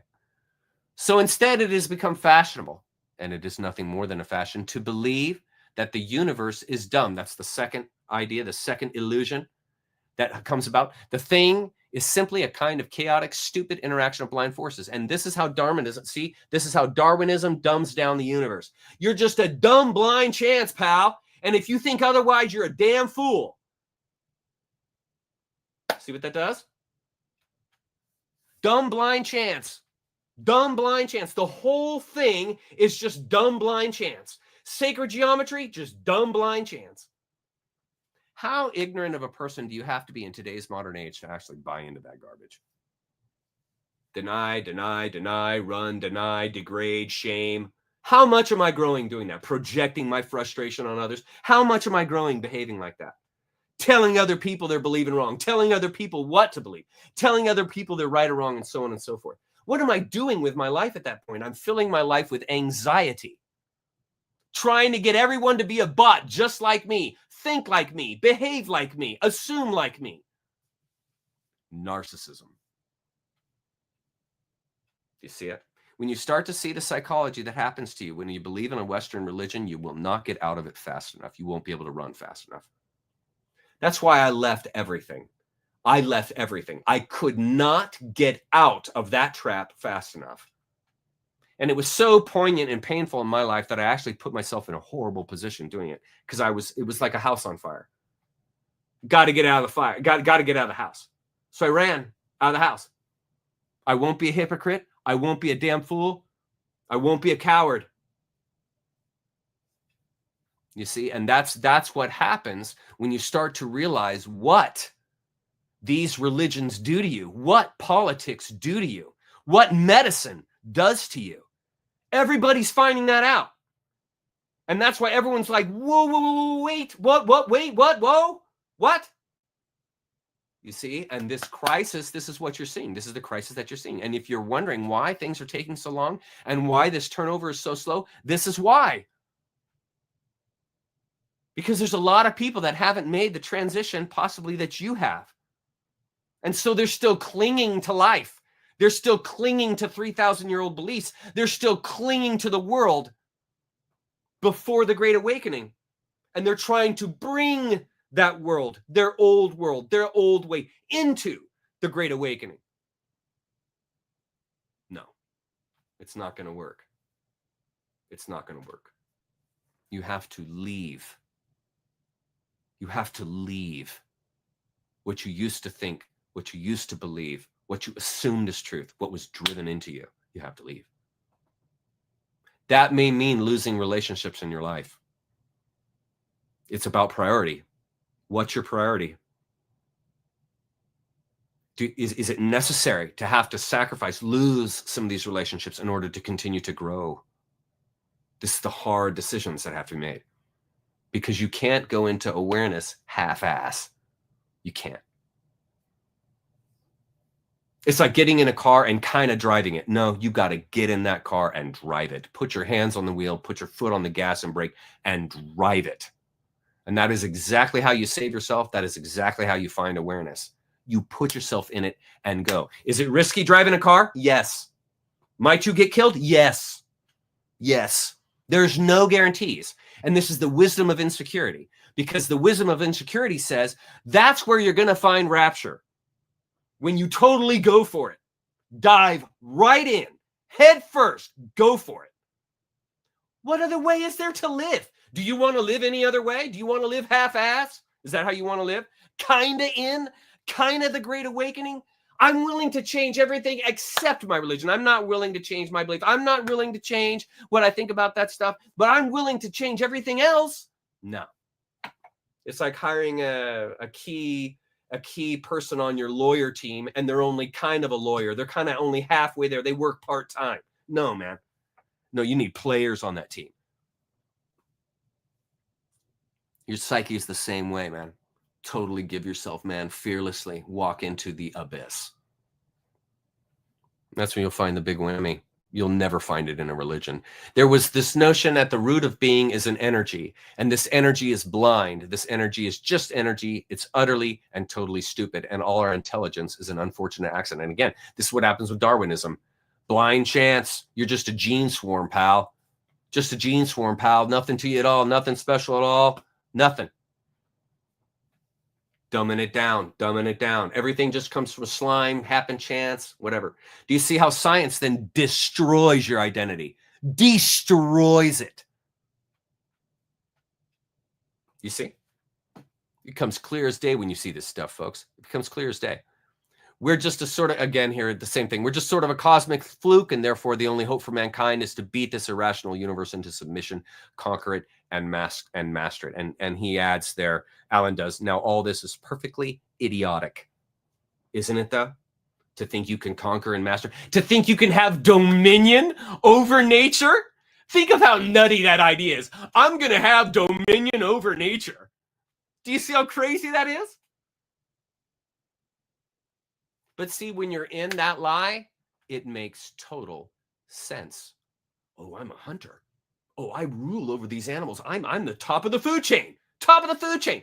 I'm the most conscious creature in the universe because the only thing that exists is this earth plane. Do you see what happens to people when they get these ideas, these short-sighted ideas in their head? Crazy. Totally crazy. The idea that ultimate reality doesn't have any intelligence at all, lest that gets rid of old. Sorry, let me try again. The idea that the ultimate reality doesn't have any intelligence at all, least that gets rid of the old boogeyman in the sky in exchange for a picture of the world that is completely stupid. You see what Darwinism did. They got rid of the all-seeing eye. This idea that God is always watching you, always has his fingers in your business, right? So they got rid of that. Okay, we're going to remove that anxiety, and we're just going to make the whole damn thing stupid. We're just going to make everything stupid. So everything is just blind frickin' chance. con. This is the con the world into destroying the society. You cannot get, now here's the key phrase from Alan. You cannot get an intelligent organism, such as a human being, out of an unintelligent universe. You do not find an intelligent organism living in an unintelligent environment. Do you find that? Is the spider stupid? Is the worm stupid? Is the tree stupid? Is the sky stupid? Is the ocean stupid? Are you stupid? Are clouds stupid? No. No. They all have self-organizing intelligence in them, self-becoming in them. There's nothing stupid about that at all. And you can see why science took that route, because they don't have to answer for anything. Just call it all dumb. There's your answer. It's just blind chance, pal. Just blind freaking chance. Why are you looking further into it? There's no sense in doing that. Build wealth. Procreate. Project your power. This is what Darwinism is selling. The bottom three chakra. There's no thought of compassion. There's no thought of identifying with a tree. What are you talking about? What are you talking about? Identifying with the clouds in the sky? What are you talking about? You see, ignorance. Ignorance. That's why that happens. Because it's a lack of perception. It's a lack of awareness. That's why science is caught. It's a lack of awareness of itself. That's why it's not growing. That's why they're not allowing these technologies to continue to develop, because then the culture develops. And the last thing they want is anyone developing. That's why they got everyone locked into these old religions, these old politics, these old means and ways to control the society. It's the same exact game that's been playing for thousands of years. And it works, and that's why they're doing it. We grow out of this world in exactly the same way that apples grow on the apple tree. The earth peoples, the apple tree apples. This is what happens. And this goes right into this idea I've showed you guys before. This here, a pattern universe. We are fractals. We make more babies that make more babies that make more babies. Okay, that's what's happening. Civilizations are fractals. They build, grow, destroy themselves, then rebuild, grow, destroy themselves, right? The cycle. Trees are fractals. Trees make more seeds that make more trees that make more seeds. Forests are fractals. They sprout, grow, densify, burn down, sprout, grow, densify. Do you see, folks, the pattern that's happening? Self-complexifying, and it comes out of death. It comes out of destruction. That's how the universe works. It's a now you see it, now you don't enterprise. It is constantly forming. No two moments are ever the same. There will only be this moment one time and never again. Never again. This moment, my time with you right now, this interaction that's happening, this will never happen again in this format, in this way. This is a one-time event. And see, by your participating and being here, you allow yourself an ecstatic experience, because you're talking to somebody that's gotten past these ideas of dualism. And that allows you, that gives you access to a plane of understanding that escapes dualism, that isn't locked and bound to it. And therefore you're free, you're liberated. Do you see? This is beautiful stuff. The seed, the acorn, is eventually going to turn into the oak, because it, nature, has the potential of that within it. Nature self-complexifies, and this is obvious. I've been talking about that the entire time. Okay, so the rocks are not dead. Rocks are alive. When I knock on a rock and it makes a hollow sound, or a solid sound, if I knock on a door, these things are resonating and they're alive, because that resonation tells you there's consciousness there. The sun rising and setting is a sign of consciousness there. There's darkness and there's light. The clouds form and they disappear. There's consciousness there. There's awareness that's coming into being and coming out of being, coming into being and coming out of being. And this is the expression of the human life. You come into being, then move out of being. You come into being and move out of being. And you see, once you understand that, you no longer have anxiety about things like death and end and not holding to things, because you realize it's the ephemerality of life that makes it so valuable. It's the fact that this night right now with me and you right now is never going to happen again. March 8, 2025, never going to happen again. That's why this moment is sacred, and every single moment of your life is sacred, because you're never going to get it again. And when you walk around with that kind of perspective, the entire world becomes a beautiful orchestration. because it's the entire world's doing that brings about you and your experience right now. And that's why it's so sacred. And when you begin to see the value in nature without having to believe anything, but just from what you observe about it, you see you move on to the next plane. Compassion, identity, love. Because you didn't have to believe any certain thing to realize it. You simply became aware of it through your own personal experience. You merited it. And the only fulfillment you're going to find is through meriting your fulfillment. That's why if you go out and you drive a race car that has 200 horsepower than everybody else in the field, are you really winning anything when you win that race? I mean, look at Lewis Hamilton's career. Basically gets in a car. It's 200 horsepower more powerful than all the other racers. And he goes on to win like 6 championships. And it's like looking at Lance Armstrong, and you find out he won all these races and all these championships, and he's using accelerants. He's cheating. He's cheating. There's no value then. How much did your value of Lance Armstrong drop when you found out the guy was cheating the whole time? You see, it must be merited. And you know this inherently. And your spiritual experience is the exact same way. It's something you merit by giving yourself to life. The spirituality will come out of it when you lose all the rules, when you lose all the obedience, when you lose standing in line. That's when life is going to come out to you, because you're not waiting for it. You're not expecting it. You're just simply present, aware, and being. I hope this is making sense. God, this is a great line here. God is a reciprocal, a fashioning of your own consciousness, and it can't be otherwise because the universe exists entirely and only in your mind. This reminds me of the fable of the 3 beings. There were 3 beings that approached a stream. One was a man, one was a demon, one was a god. When the demon drank from the stream, the demon drank filth. When the man drank from the stream, the man drank water. When the god drank from the stream, the god drank wine. Life is the same way. It is a reciprocal of the consciousness that you put into it. That's why the demon saw filth in the water. The man just saw water, and the god saw wine. It's a perspective. It's a reciprocal. And so God is only going to grow and grow and grow the less binds, the less determination, the less absolutes you put on that concept.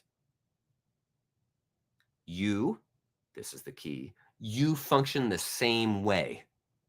You are the same way. The less you bind your mind, the less you harness your consciousness, the larger and larger and larger your consciousness can become. There is no end. You never stop learning. You never stop experiencing. Ever. Ever. That's why this moment is so poignant, because it's bringing the next one. All I'm saying is that minerals are a rudimentary form of consciousness, which we understand, and that consciousness is a complicated form of minerals. Now, isn't that a funny juxtaposition? Minerals are a rudimentary form of consciousness, and consciousness is a complicated form of minerals. And if you think about it, it's true.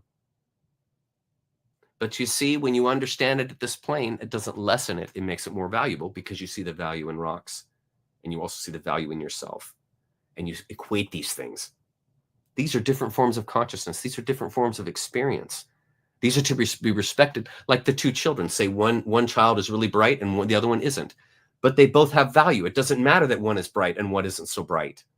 They each bring a unique consciousness, a unique awareness, a unique characteristic, a unique song into the world. And this is the way everything is. And see, when you see everything like this, there is no more conflict, because you're not orienting yourself to separation. You're not orienting yourself to understanding through ideas of bridging a gap as though there's a gap. The gap is in your mind. That's why there's this great chasm, because it's been put in your mind with this idea that you're separate. You're separate. You're created. You didn't grow. You were created. No, man, you grew. You grew. The fundamental portions were there, and they self-assembled. They self-assembled. And this gets all into the realm where there's not a hard line. I can't say to you, this is how it happened. This is what transpired. That's not the way it works. And seeking for that will only lead to less and less fulfillment because you can't be put into words. Origin is past words. Conception is past words. These are events that happen in and around us, but are past our conscious mind. You don't get one without the other. Isolated egos inside a bag of skin is a hallucination. We've talked about that, and you guys understand that. All the universe is in my mind. All the universe is in your mind. That's why it doesn't exist. It is in your mind. How do you know the universe exists? Because your mind tells you. The whole universe is in your mind. Everything is in your mind. Okay, that's why it's an illusion. Because the mind is an illusion. These are deep philosophical ideas, and the more lucid you get with them, the more sense of things you'll realize, and the wider your consciousness will become, because you won't have barriers keeping you from realizing these deeper and deeper levels of consciousness. And so it's very important to understand that everything you see is an illusion, so hold it loosely. Don't entwine yourself with life, because life is an illusion. The real life, the real you, is past this material experience. And when you're on that plane, you won't get caught up in the material experience. So it's not about managing the material experience with material issues. You are going to accord the material experience with your spiritual intellect. It's an entirely different way to go about things. Because when you describe human behavior, you must also describe the behavior of its environment. And this is why they take a canned version of Earth with them when they fly in a rocket ship into space. They take a canned version of Earth. So they got canned food, they got canned air, they got canned water, and they even go to the bathroom in a can. You see the point being, it's a canned universe, it's a canned space, and that's why they take it up into space. Do you see? Because you must also describe the behavior of its environment, because the environment is what's bringing this about. It's causing they got to put this canned version to go up into space, you see? And this whole idea helps you understand this world is a lot larger. The consciousness within it is much more than you can comprehend. It's past ideas. It's past ideas of canned versions of space. Supposing I walk and you want to describe the action of walking, you can't talk about my walking without also describing the floor. See, because the external environment is also part of you. You are a part of the external environment. The environment that you're in is what helps bring a semblance to who you are. This is why you don't want to kill the ego, because the sensorial experience is a part of your essence. It's important, but it's not the thing. But it's important. Absolutely, it's important. Imagine how cherished your memories are with your kids, how cherished your memories are when you dated your spouse. These bring meaning and substance to life, and there's nothing wrong with that. It adds a sanctity to life, because I'm never going to court my sweetheart again, because I'm not going to be 16 again.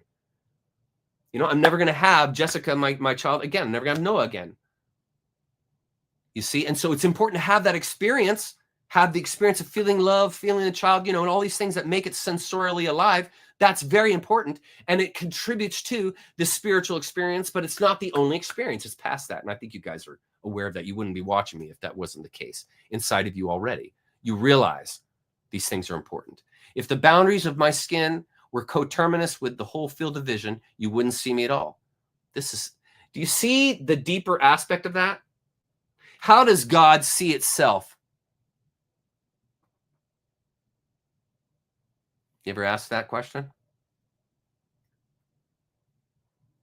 God sees itself through what? Through you, through your experience.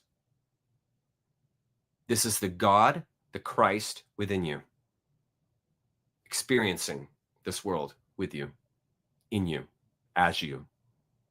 And see, this offers a unique experience for eternity because it's this moment. And your sensorial body brings that about, evokes it. And so through you, through your senses, you see, God becomes aware. That's a heavy thought. But you see, this will make your experience all the more important because you realize, wow, I am offering a unique characteristic to the world in just being me. I'm bringing this characteristic of God, this song of God, which is my life. I'm bringing this into the world. And it is my responsibility then to sing, to bring the gifts that only I have, that only you have, to bring those gifts and give them to everyone, give them to everyone around you, because this will bring you fulfillment. Because this is what the soul, this is what your fulfillment is wanting so bad, is seeking so bad, is that authentic, spontaneous, rapturous love. Can't be handed to you, can't be bought. You can only experience it by giving yourself. You see, it's all part of it. And this is how you see that you are an expression of God, because look at how you grow. You grow in sacred geometry. The measures and ratios of you are the measures and ratios of the environment. Everything from the galactic plane to the rhizosphere plane, every plane is filled with the sacred geometry. This is how you see God everywhere, because you see the sacred geometry, you see the sacred numbers that compose you and everything. This is a moment of awe. This is a moment of transcendence. You see? And it becomes that when you realize that you are in these same ratios that are the ratios of God. Why would you be that way? Because you are that. But not in the Western sense of God. This is the problem with identifying through this God idea, is that the Western person has this idea of God, that God is a holy man with his staff, and he's up in heaven watching and lording over everything. You see, and this is a very small concept of God.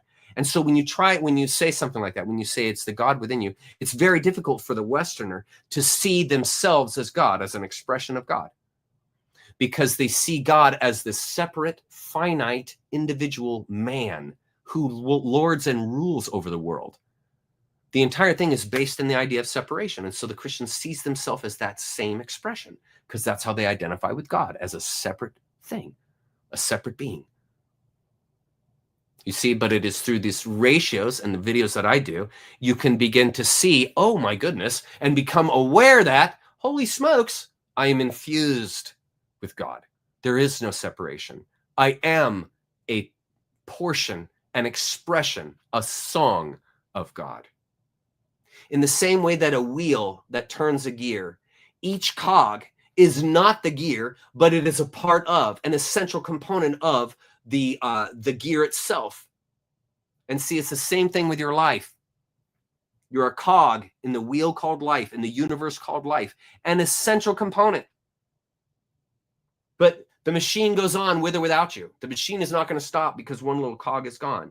You see? So don't get too big of an idea of yourself. Understand that you are part and parcel of the miracle. And when you realize that, that will be more than you could ever hope for, more than you could ever comprehend. And there's another way of understanding and seeing truth. Pattern is the father, and imagination the mother of truth. The ears feel air, the eyes feel light, the brain feels thoughts, the heart feels feelings, memory feels time, the mind feels realm, the soul feels experience. Do you see how it works? Pattern and imagination. Pattern is the father and imagination the mother of truth. So how am I going to find truth? Through pattern and imagination. Because why? Nature can't be put into words. Truth can't be put into words. That's why your creative faculty is so important. Because you creatively are able to comprehend this energy that is outside words. That's why you can't tell anybody about it. It's past words. You experience it through the patterns and the imagination, because it's your imagination. Look at this. Go back one slide. It's the imagination here. It's the imagination that allows you to put together what you're seeing. So you can see the butterfly's wings are of the same structure as the conch shell, are of the same structure ratio as your arm, as the tree, as the roots of the tree. Do you see? You see? And so it is through your sensorial realm, your senses, that you can have the experience of God. It is because you are in time. Do you see that? Opposites. It is because you are in time that you can have the finite experience of God. How would you do that if you were in eternity? That should give a great gravity to why you are here. It gives great importance to why you are here, because you are bringing an experience that only you can bring to God. It's an entirely different approach. Okay. Really, okay, see, I haven't read because it's important. The only thing you can do, the only thing you need to know to understand, for every outside, there is an inside. And for every inside, there is an outside. And though they are different, they go together. Now listen to my examples. Everything goes together. Milk and cheese, honey and bees, birds and trees, black holes and galaxies, wet and dry, up and down, male and female, critical, God and being, north and south. Everything goes together and plays off the other. And though they are different forces, they are one energy. They are different, but they go together. And there you see it, God and being. Is God a being? No. The opposite of God is being, but they go together. And that's how you can understand. There's a plane of understanding and there's a plane of imagination. And between the pattern and the imagination, you got it. And see, it's patterns I'm showing you right here. Milk and cheese, honey and bees. These are patterns. Birds and trees, black holes and galaxies, wet and dry, up and down, male and female, God and being, north and south. These are different, but they go together. The sea anemone and the clownfish, they're different, but they go together. You see? Living, being, and consciousness. One is a material thing, one is outside the material, but they go together. That's what creates you. Being and consciousness, they go together. Opposites. Now you see it, now you don't. Everything follows that pattern. And that's why Alan says the only thing you need to understand the merits of the universe is that for every inside, there's an outside. Although they are different, they go together. And see, when you begin to see yourself as going together with God without any kind of mechanical spiritual gymnastic, you see, then you begin to understand the oneness of everything, and therefore you're never lost. Therefore, you never are seeking, you never have lack, because you know you are one and the same with the ultimate reality. And you didn't even have to subscribe to anything, because you don't find one without the other, and we just went over that. Okay. You and your environment are explicitly as different can be, but implicitly you go together. And this is why people don't get it. They don't see it. Because they're locked in this dualistic idea, and that you have a North Pole and you have a South Pole, and they forget they're actually connected by a pole. You actually don't have one without the other. Magnets come with a positive and a negative energy. They come with it. They go with it. You come out with a capacity for spirituality that basically no other creature on this planet has. It's a characteristic. It's a beautiful aspect of you. Celebrate that. In the same way, the monkey could swing from trees better than you ever could imagine yourself doing it. It's a characteristic. It's a beautiful thing. It's a characteristic of a monkey. It's beautiful. It's expressing it. You can draw paintings. You can build skyscrapers. You can invent cars. This is the God in you, folks. This is the creative capacity. The most powerful force in the universe is your creativity. Everything's there. Anything is possible. Isn't it awesome when it all starts coming together? The sciences such as ecology and biology describe human, animal, and insect behavior in flat contradiction with the way in which most of us experience thinking, our action, and our existence. And that's because science is a model, is an enterprise of description, putting nature into words. Can nature be put into words? Nope.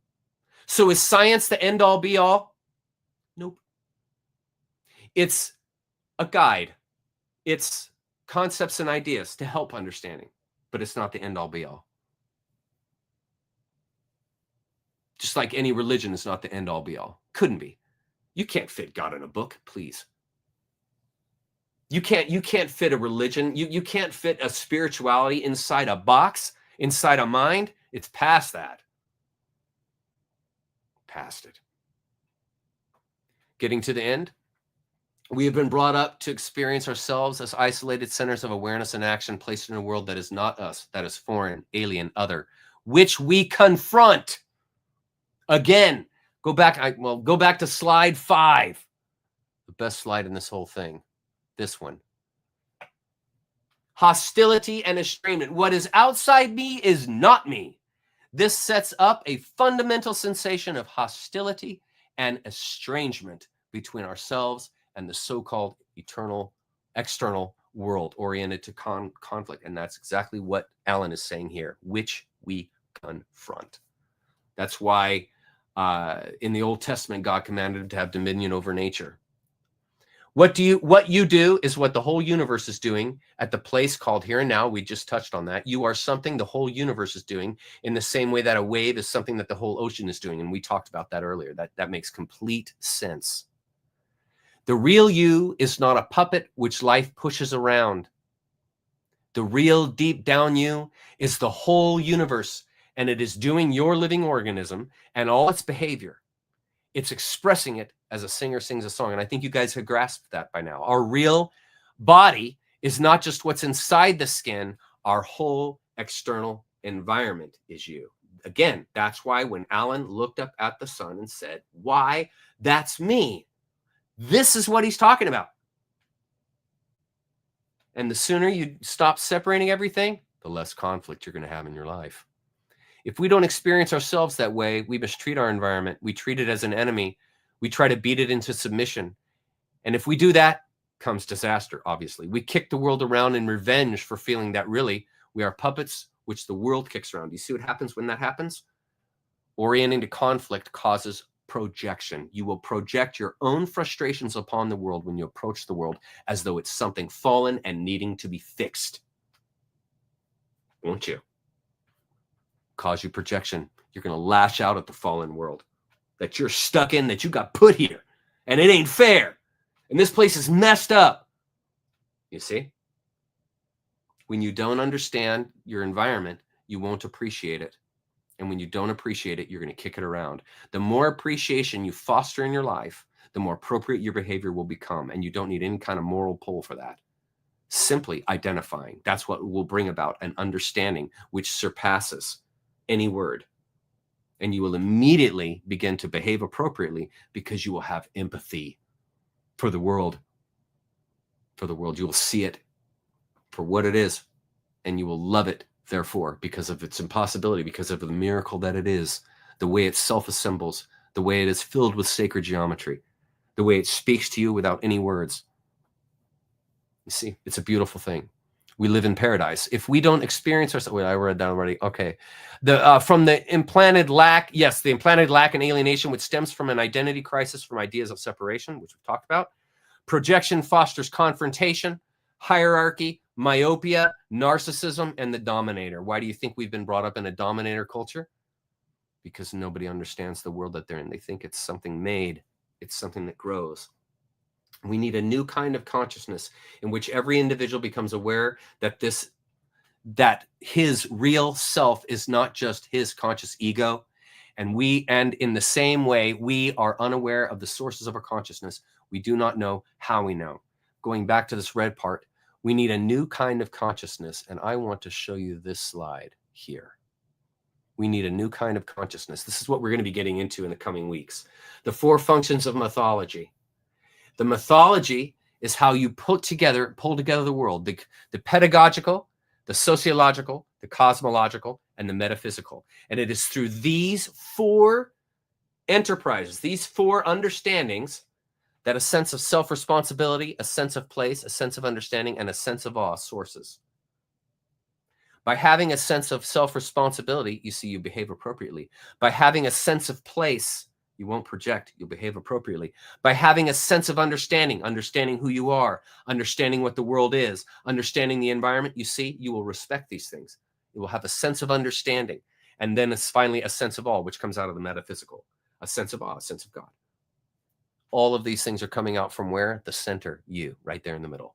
And over the coming weeks, we're going to be talking about the metaphysical function, the cosmological function, the sociological function, and the pedagogical function, which are all critical functions to understanding who you are, to realizing and knowing who you are.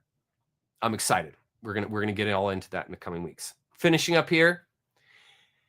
Okay, and so we are ignorant of, we ignore, it doesn't come from within the scope of our attention how it is that we manage to be conscious, how it is that we manage to grow our hair, shape our bones, beat our heart, and secrete all the necessary fluids that we need from our glands. We don't do it, we do it, but we don't know how we do it. Pro tip, nature can't be put into words any more than a person or a color can be written down, love can be chosen, or faith handed over. And I'll finish this with this, and then I'll answer some questions. Okay, nature can't be put into words any more than, okay, then a color can be, okay, the point I'm making here is if you have a blind person and you're going to describe to them the color red, and they've been blind since they were born, can you? No, you can't describe it to them. You can give them ideas, but you can't actually write down the color red for them to understand it. Same thing with love. You didn't choose who you fell in love with. You fell in love with them. You're not going to stop that. That's the work of the heart. You can't deny the heart. The heart is never told what to do. Never. Your heart takes directions from nobody. That's why you can't suddenly choose to be better, meaning not depressed. Suddenly have energy. This is coming out of the heart. It is enticed. It is teased. And how is the heart teased to motivation? Through understanding and awareness and perspective. By widening your perspective, will begin to fulfill the heart, bring you into tune with it to know what it wants and desires, because it's going to tell you who you're going to love. I didn't choose to love my wife. I chose to allow the love to flow, but that I love her, no, that came out of me.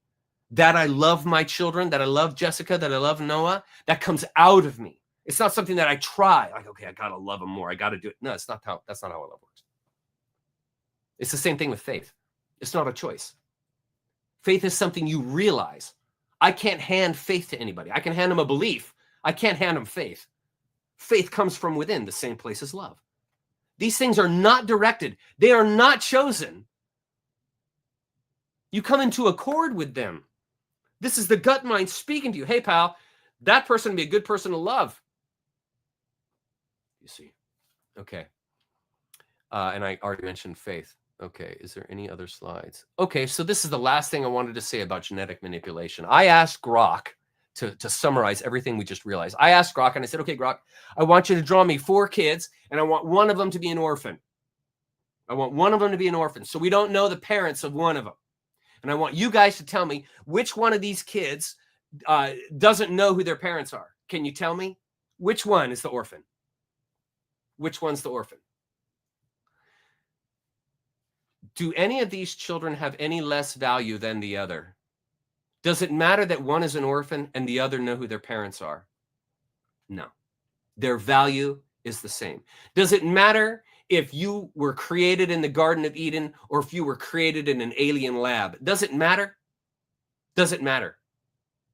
Because the experience you're having right now is what you're having right now because you're here, which is the valuable part. So is your origin what determines your value? No.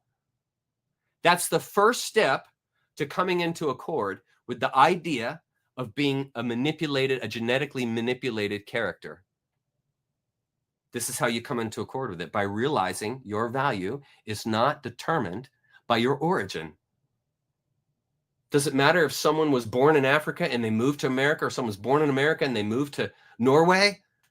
Are they saying, oh, well, you're not truly Norwegian, so you can't be here. You're not allowed. Do you see? It doesn't matter your origin, because your value is innate. Your value is innately in you, and no one can take it away from you. Okay, let's answer some questions. Oh my goodness, there are 615 comments. How many people? Oh my goodness, we have 485 people watching. This is crazy. Okay, well, what I'm going to do, I'm going to go, can I go to the bottom of the comments? Where's my? Okay, let's see if I can find some comments on here and see if I can, Chuck, is the reality we perceive as human beings, here, let me just read this. Chuck, is the reality we perceive as human beings 100% detached from actual reality? Is our perception just designed to maximize of chance from survival and reproduction? Of course not. You see, okay, 100% detached. Okay, what you are living is, what you are living in is an illusion, and this illusion is the material surface of a mystery. So how are you going to put into reality a mystery? You can't. So what is the reality for a mystery? An illusion is the reality. Okay. So in that sense, everything is an illusion because it is stacked up on a mystery, because it's a mystery that is self-organizing and energizing the universe. It's a mystery. Okay. And so your perception of actual reality, this is simply a layer. And reality, I think it was said the other day, like our visual, like what we can see visually is like 0.05% of what is available visually in the universe. Okay.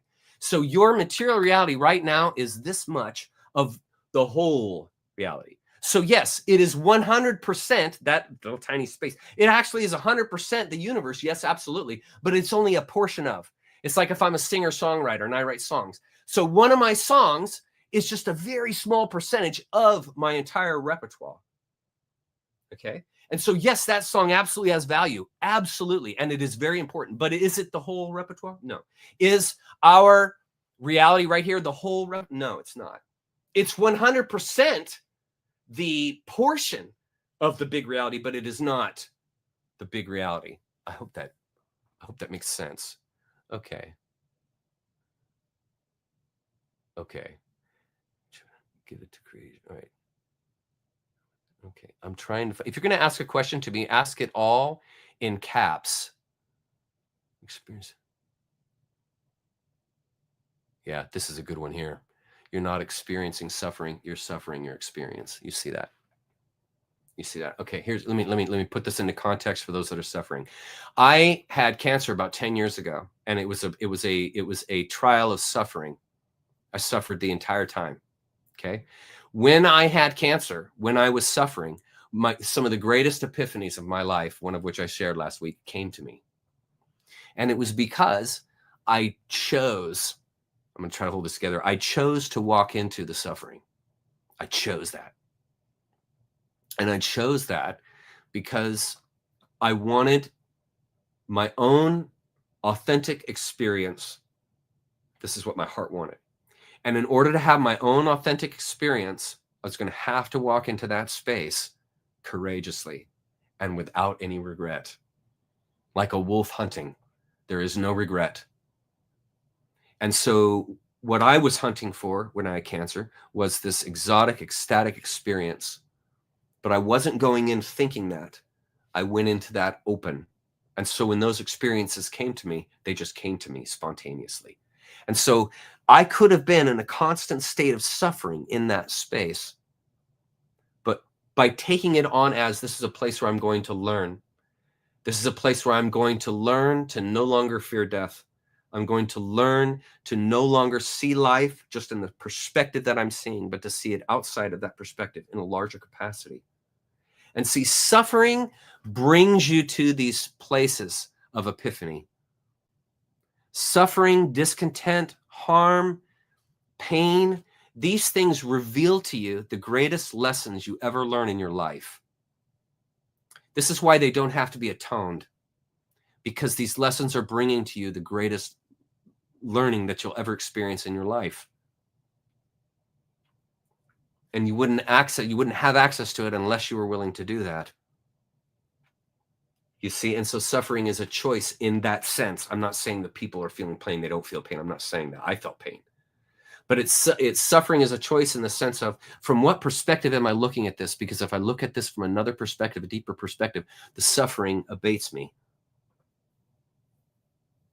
Because I'm not focused on that and captured in that and trying to make that go away. When I'm trying to make the suffering go away, I just encourage it into me. That's why life isn't solved by someone's path. You have to find your own path. Because the only experience that's going to speak to you is your own ecstatic experience. Someone else can have an ecstatic experience, and that's beautiful, and you can share in that. But that doesn't speak to you as innately and in-depth wise as if you yourself were the one giving away your life to cancer. You see, like what I did. I had to do that myself. I had the disease, and I decided to dance with the disease. And that was a risk. But that risk afforded me a deeper perception. And what I'm trying to do now in these videos is try and share that perception with you, to bring the gifts that death and cancer brought me, to bring those gifts to you so that you don't have to experience those things. In a sense, you see what I'm saying? So you don't have to experience them in the sense of, to understand them, you can grasp them with what I'm telling you. But obviously, to fully change, you're going to have to go through that. You're going to have to go through the experience. But you certainly can identify with me in that experience if it's the same as mine or similar. Okay, new comments. Okay.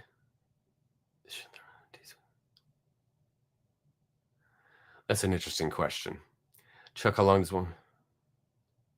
Okay, I normally wouldn't do this, but I'm going to try this one here. Chuck, has the Khazarian mafia used the term anti-Semitism as a weapon to shield their evil deeds when in fact they aren't really the true Israelites? How do we expose this tactic? Well, I'm not exactly sure what tactic they're using in that sense, but I do know that they're not true Jewish people. The Khazarian mafia are not true, authentic Jewish people.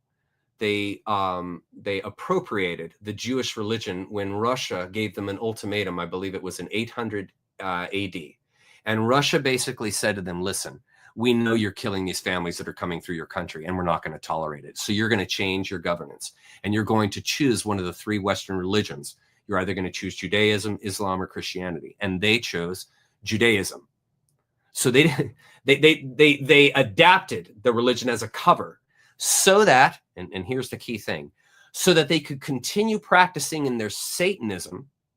They put on a costume, a robe like the Pope does, puts on this holy robe so you will never see the defilement and filth and disgust that they truly are, that the Pope truly is. So they put on a religious costume to trick people, to con people into thinking that that's what they were about, when they were not at all.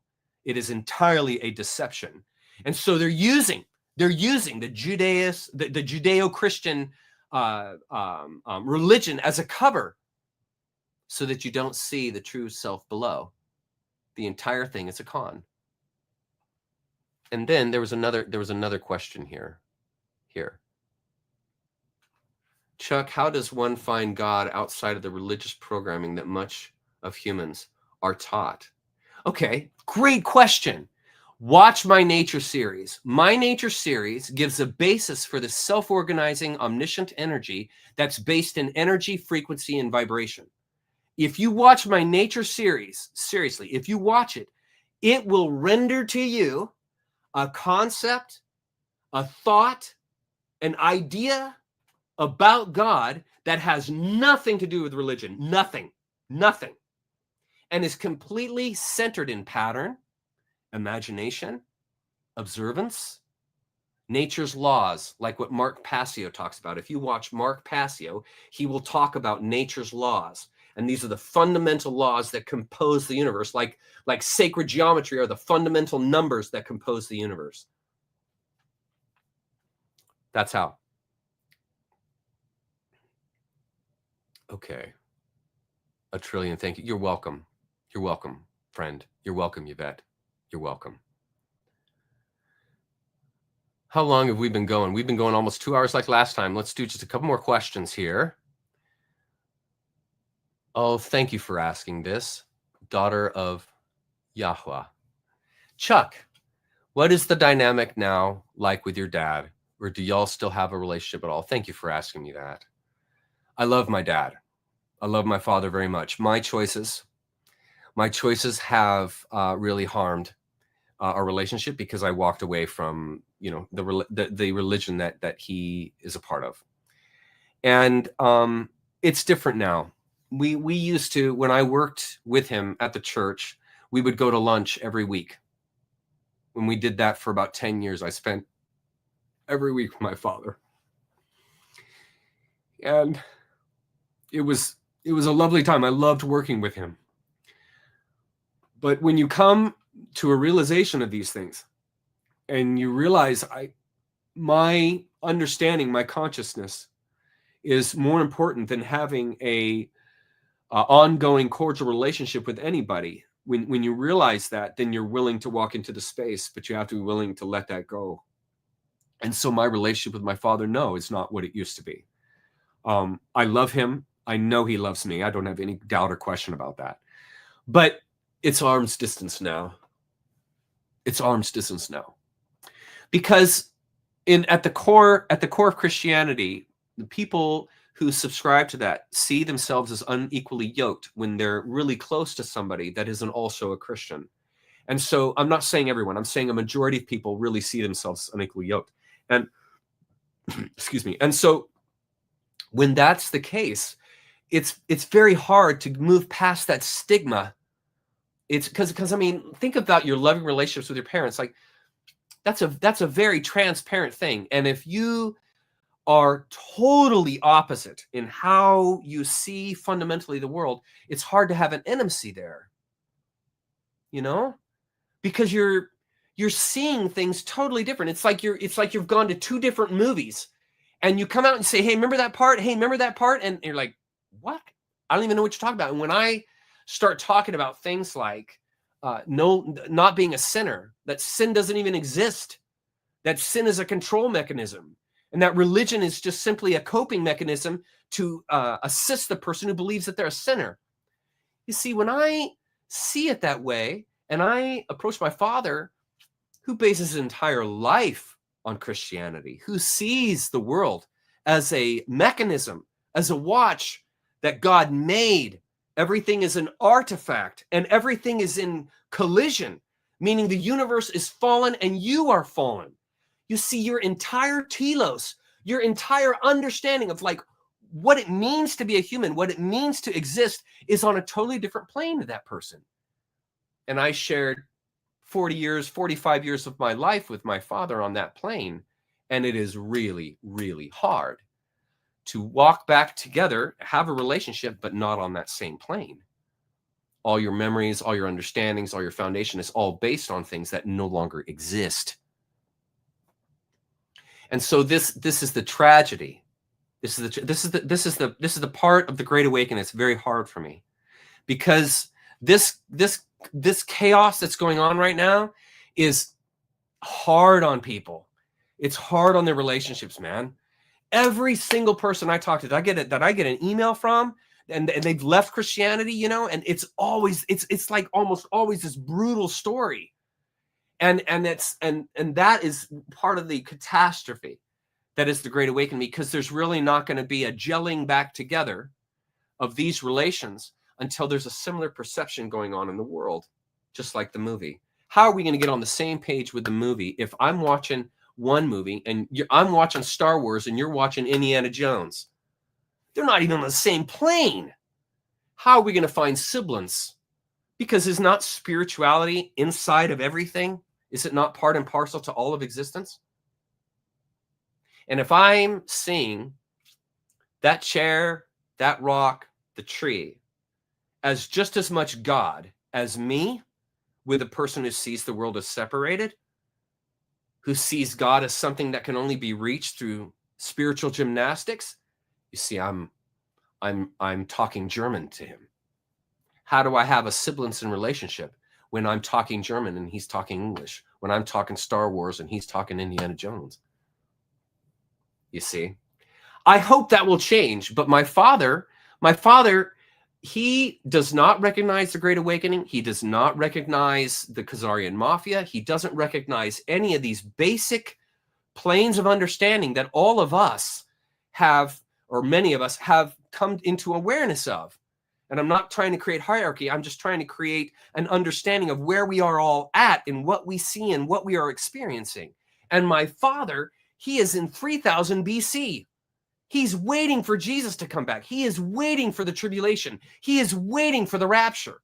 Waiting. He's not developing his spirituality in that sense. He's still reading the same verses. Isn't he? Why wouldn't he be? He's still going to the same trough for water and food, spiritually. Why wouldn't he be? And if I'm going 10,000 miles away for food and water, how do I have any semblance with him when he is drinking from an entirely different philosophical fountain? It's tough, man. It's tough. I love my father. There's no doubt about that, but it's different now. This is another great question. Thanks, Craig, knowing what you know now, would you go back and tell your dad again, or would you not tell him?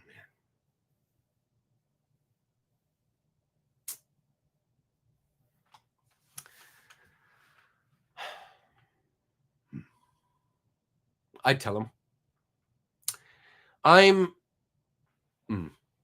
I can't be dishonest with my father.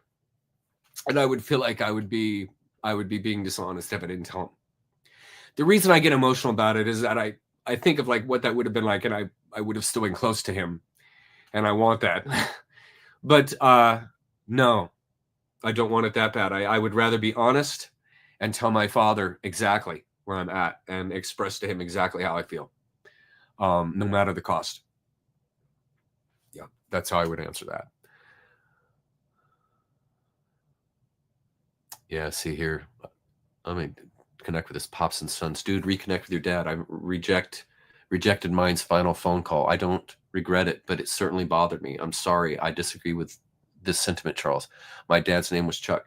Okay, I'm not trying to disconnect from my father. I'm not trying to push him away, but you have to understand, I can hardly have a conversation with him. I mean, I just said it. I speak German. He speaks English when it comes to spirituality. Now, do I love my father? Yes. Yes. Do I talk to him a couple times a year? Yes. Do I love talking to him? Yes. Am I angry at my father? No. Do I have any anger, revenge or anything? No. Does he have towards me? No. But I'm speaking another language, friend. I speak another language. And you can't force these things, man. How do you force love? How do you force a relationship? How do you force someone to talk to you? How do you force someone to see what you see? You can't. You can't. Love is acceptance. Love is simply accepting someone even if you don't see it their way, and not judging them for that. And I don't judge my father, and I don't sense that he judges me. It's just, I don't know where you're at, man. You're lost. Him saying to me, I don't think that about my father. I don't think my father's lost. It's a perception issue. It's not a lost issue. It's a perception issue. See, I completely respect you, and fine, you want to disagree, that's totally fine. But I promise you, I am not pushing my father away. It's a natural thing. It's like if you're in love with someone and you're not married and you're courting and they come to you and say, you know what, I just don't find you attractive and I'm having a really hard time having a relationship with you. Are you going to force that? Say, no, I'm you need to see me attractive, or I am handsome, or I am beautiful, this kind of thing. You can't force it. If it's not there, it's not there. You know, and if I'm going to have an innate connectivity with someone, I'm going to have to be with them on a higher and higher plane. You see? I wish it was that easy, man. I do. I wish it was that easy. Yeah, right there. Thank you, Rosa. Sorry, we can't do it for them. That's exactly right. That's exactly right. Thank you. I appreciate that, David. Thank you. I appreciate that, sir.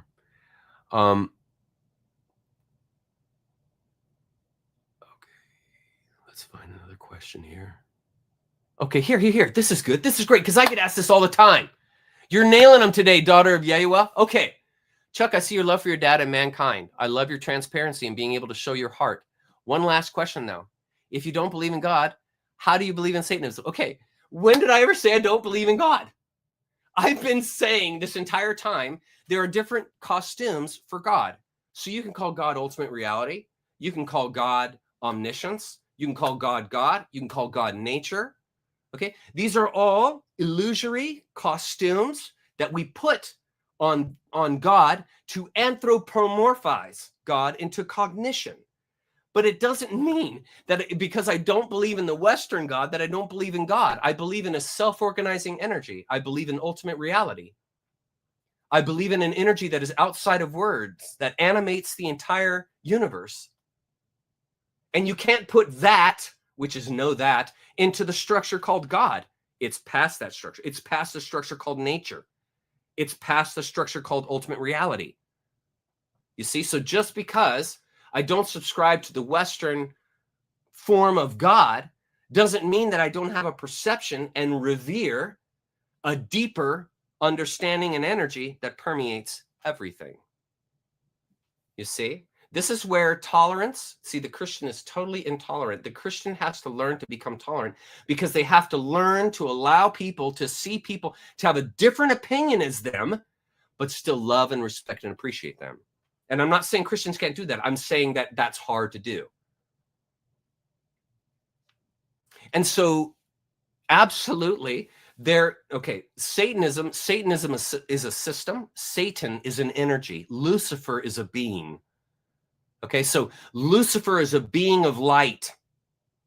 Satan, satanic energy, is that. It's an energy. It's not an identity. It's an energy. Like evil, like hate. These aren't entities. They are energies. Whereas Lucifer is an actual being, is an actual incarnate light being. Okay, so Satanism is just simply an energy. It's evil energy. It's negative energy. That's all it is. It's the black part of the yin yang. Okay, and so it's because the Chinese divide everything up into energies, forms of energy. And so all of these energies are one energy, but they form different costumes. And the wheel, the yin yang wheel, is a costume for this energy. And this energy has light and dark within it. And these two things rotate just like the universe spins. And so there's destruction and there is construction. There is complexity. There's both. There's both.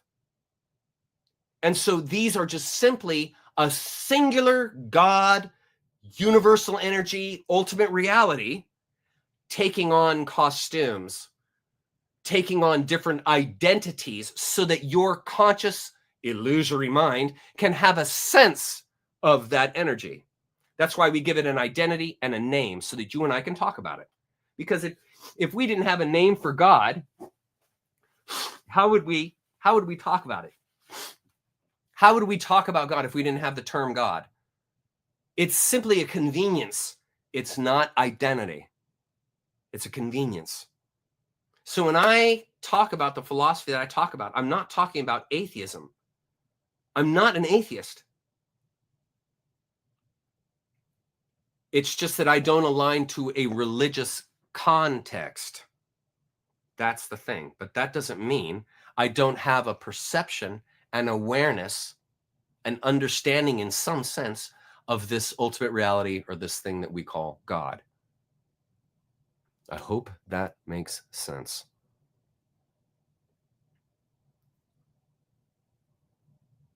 Okay, I like this one. Hi, Marissa Palmero. Hello. Is it not possible to connect to the innate knowledge and feeling through heart to God, consciousness, etc., via a religious? Is it not possible? Religiously, I feel it possible. Okay. This is key. Religion is going to put God into a very specific context. It's like putting your child in a certain set of clothes. And that clothing is going to give off a particular energy. So if you put your child, or if you dress in a clown outfit, okay, people are going to see a clown and they're going to start associating you with being a clown because you're wearing a clown outfit. Okay. Religion is the same thing to God. It puts an outfit on God. And this is the key thing. Can you put an outfit on God? Can you put an outfit on nature and know the whole thing? Like if I put nature into the Milky Way galaxy and I say that's nature, okay, well, there's only so much that can fit into the Milky Way galaxy. You see? And so it's the same thing with the religion. It's taking this spirituality and it's putting it into a vocabulary, a context, and it's making it absolute, defining it and saying, this is God. This is the way it is. This is what you are. This is what the world is.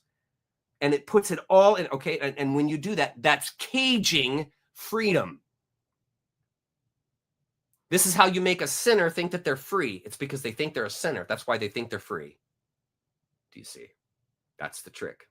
And so when you cage nature, when you cage God into a religion, into a belief system, right there, you've done something inappropriate. Right there. Right there. You've done the same thing that you've done to your own child when you say you can only wear this outfit. You can only wear a clown outfit to school. You can only wear a suit to school. It's all you can do.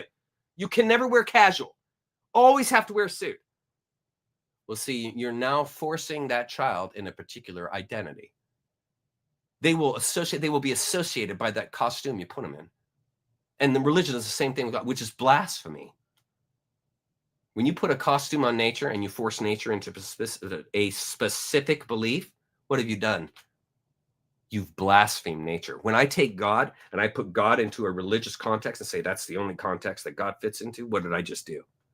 I blaspheme God with man's ideas. My ideas. You see how that's inappropriate? You see how that causes conflict? You see how that encourages separation? Do you see how that causes estrangement and hostility?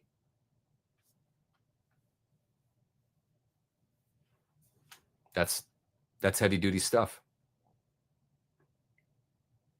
Okay, this is great. I like this one.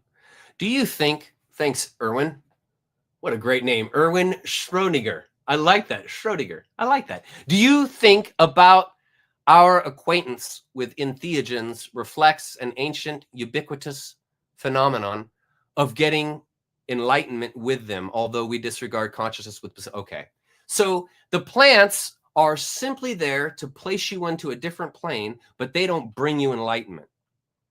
They put you on that plane, and then it's your job to explore that plane and find new understanding about it. So let me help you understand. So when I take psilocybin and it dephosphorylates into psilocin and it passes into my blood-brain barrier, okay, what happens is neurons, which have pathways of thought that are established, are all broken up. So the psilocin comes in there and it starts causing all these isolated neurological pathways to start talking through serotonin at the synapse, because psilocin mimics serotonin.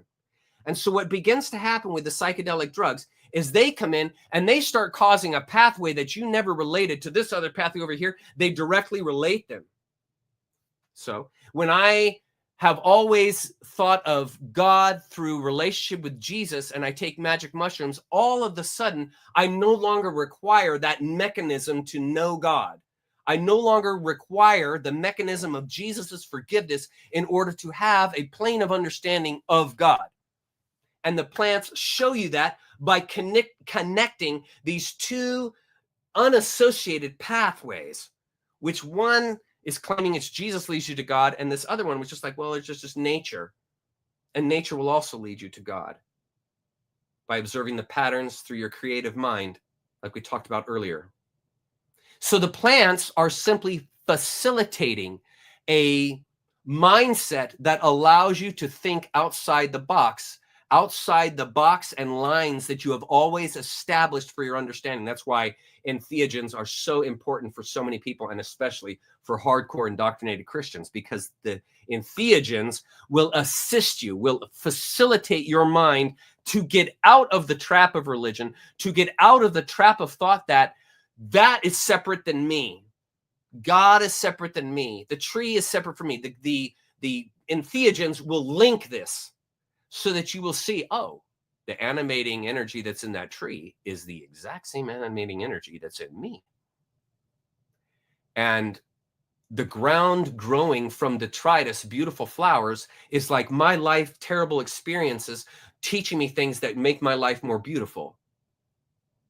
Patterns like that are everywhere.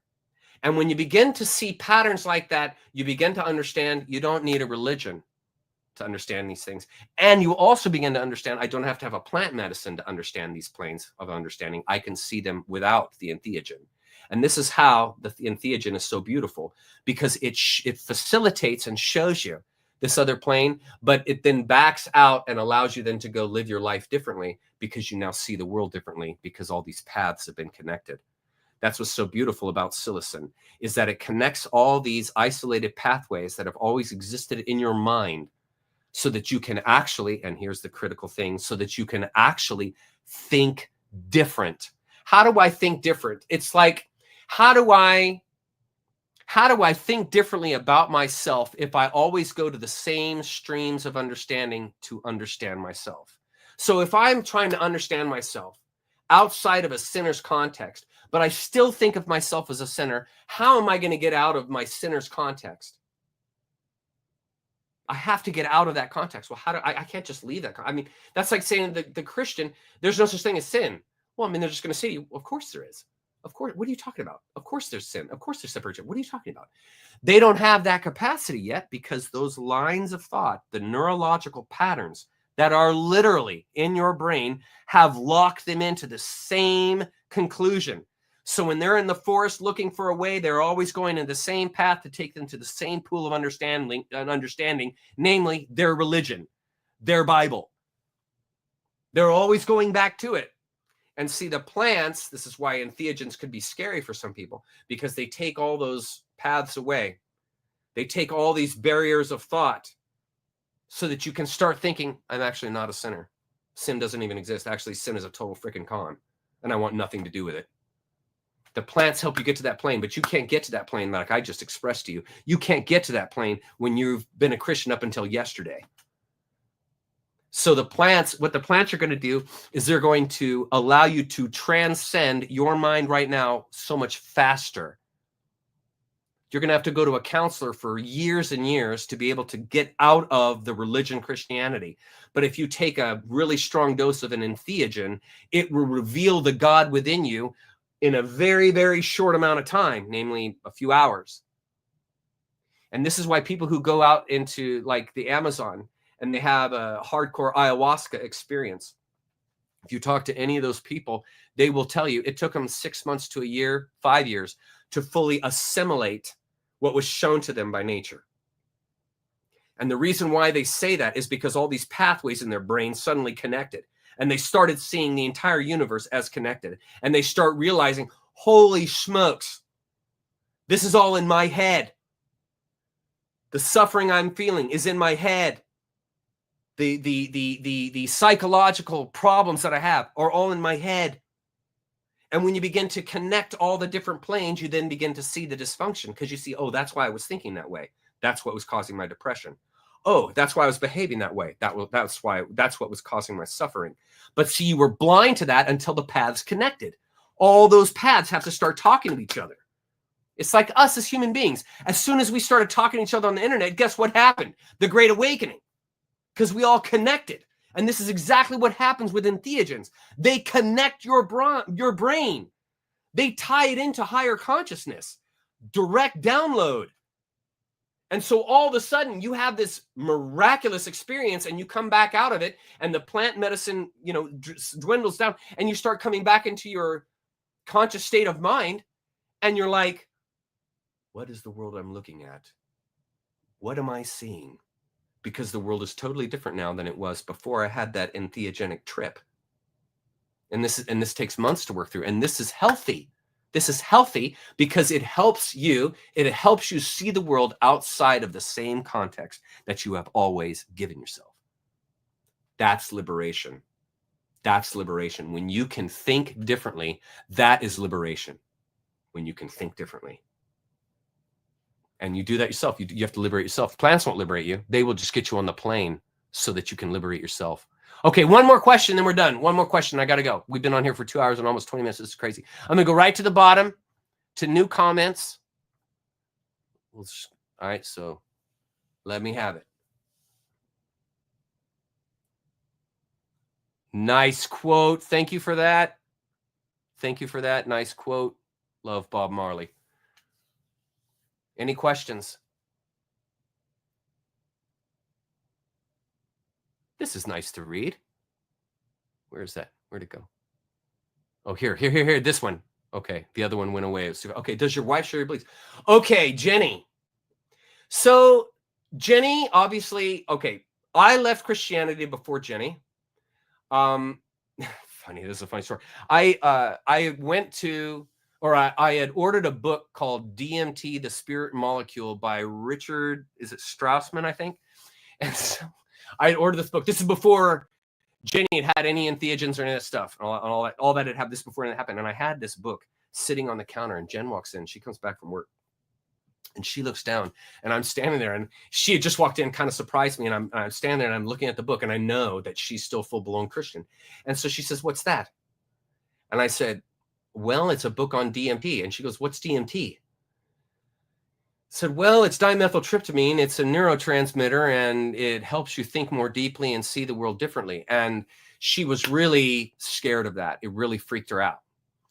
And it took a little time. Her and I, at that point, were using cannabis. And cannabis helps you become anti-authority. So cannabis is really good for you in that it helps you get out of the structures you've always been in and to think differently. It just does it more subtly than psilocybin. And so when you are in relationship with cannabis, meaning you're using it weekly, you're using it daily, what begins to happen is you begin to structurize your thoughts and structurize your world in an entirely different way than you did before. And so I was moving into that space faster than her. And so she hadn't fully caught up with that idea, with the idea of leaving religion. And so it was probably about 2 years before she actually finally totally released and the kids totally released. And what has happened now is that instead of our aligning on the spiritual plane with how we go about spirituality, we've moved in a different sense that my behavior and my perception of spirituality and what I think about it and so forth is very different than hers. Jenny is much more in tune with astrology and feelings and emotions and understanding these spiritual aspects from more of the feeling and emotional plane. My approach is a little bit more along the lines of the finite and absolutes that are found in nature, like there's day and there's night, meaning here on Earth, there's day and there's night. There are black holes in the center of galaxies. There's an attraction. Nature works through attraction and the attraction of the magnetic fields. And so I'm really scientific, and you guys have seen this in my videos. I'm really determined to ground things as often as I can in our experience, whereas Jenny's approach is much more ethereal. It is much more oriented to experience and visualizing larger and larger contexts. And so we align in some ways, and in other ways we don't align at all. But it hasn't affected our love for each other. That hasn't changed at all. And even when I had abandoned Christianity, I had tons of room for her to stay a Christian. It was no big deal. That's fine. She didn't have to change for it to get along. But I'm a very hang loose person, man. Like, I am really chill. Like, I'm totally fine with people. Like, they can believe whatever they want. They can go down whatever they want. Like, I'm not going to hold people to the same ideas I have in my head. I would never do that. And so I have a lot of freedom. So, Jessica, my daughter, sees this whole thing differently than I do. And Jenny does also. And so we don't align in spirituality like we used to when it was all under the same religious context. We really just appreciate each other's position. And I'll listen to her thoughts and she'll listen to my thoughts. And it's just an entirely different way to go about understanding the world. But it's not something that comes between us. It's not like something that's like me and my father, where there's a real rift there. It's much more lucid between me and Jenny. I hope these answer your questions, guys. I I care about you guys and love you so much. And I thank you for being here. And I thank you for taking the time. I cannot believe there are 500 people listening to me. That's incredible. And I thank you so much for being here. I thank you so much for taking the time, taking hours of your Saturday night to be with me. Thank you very much. I love you guys, and I will see you next week. Thank you.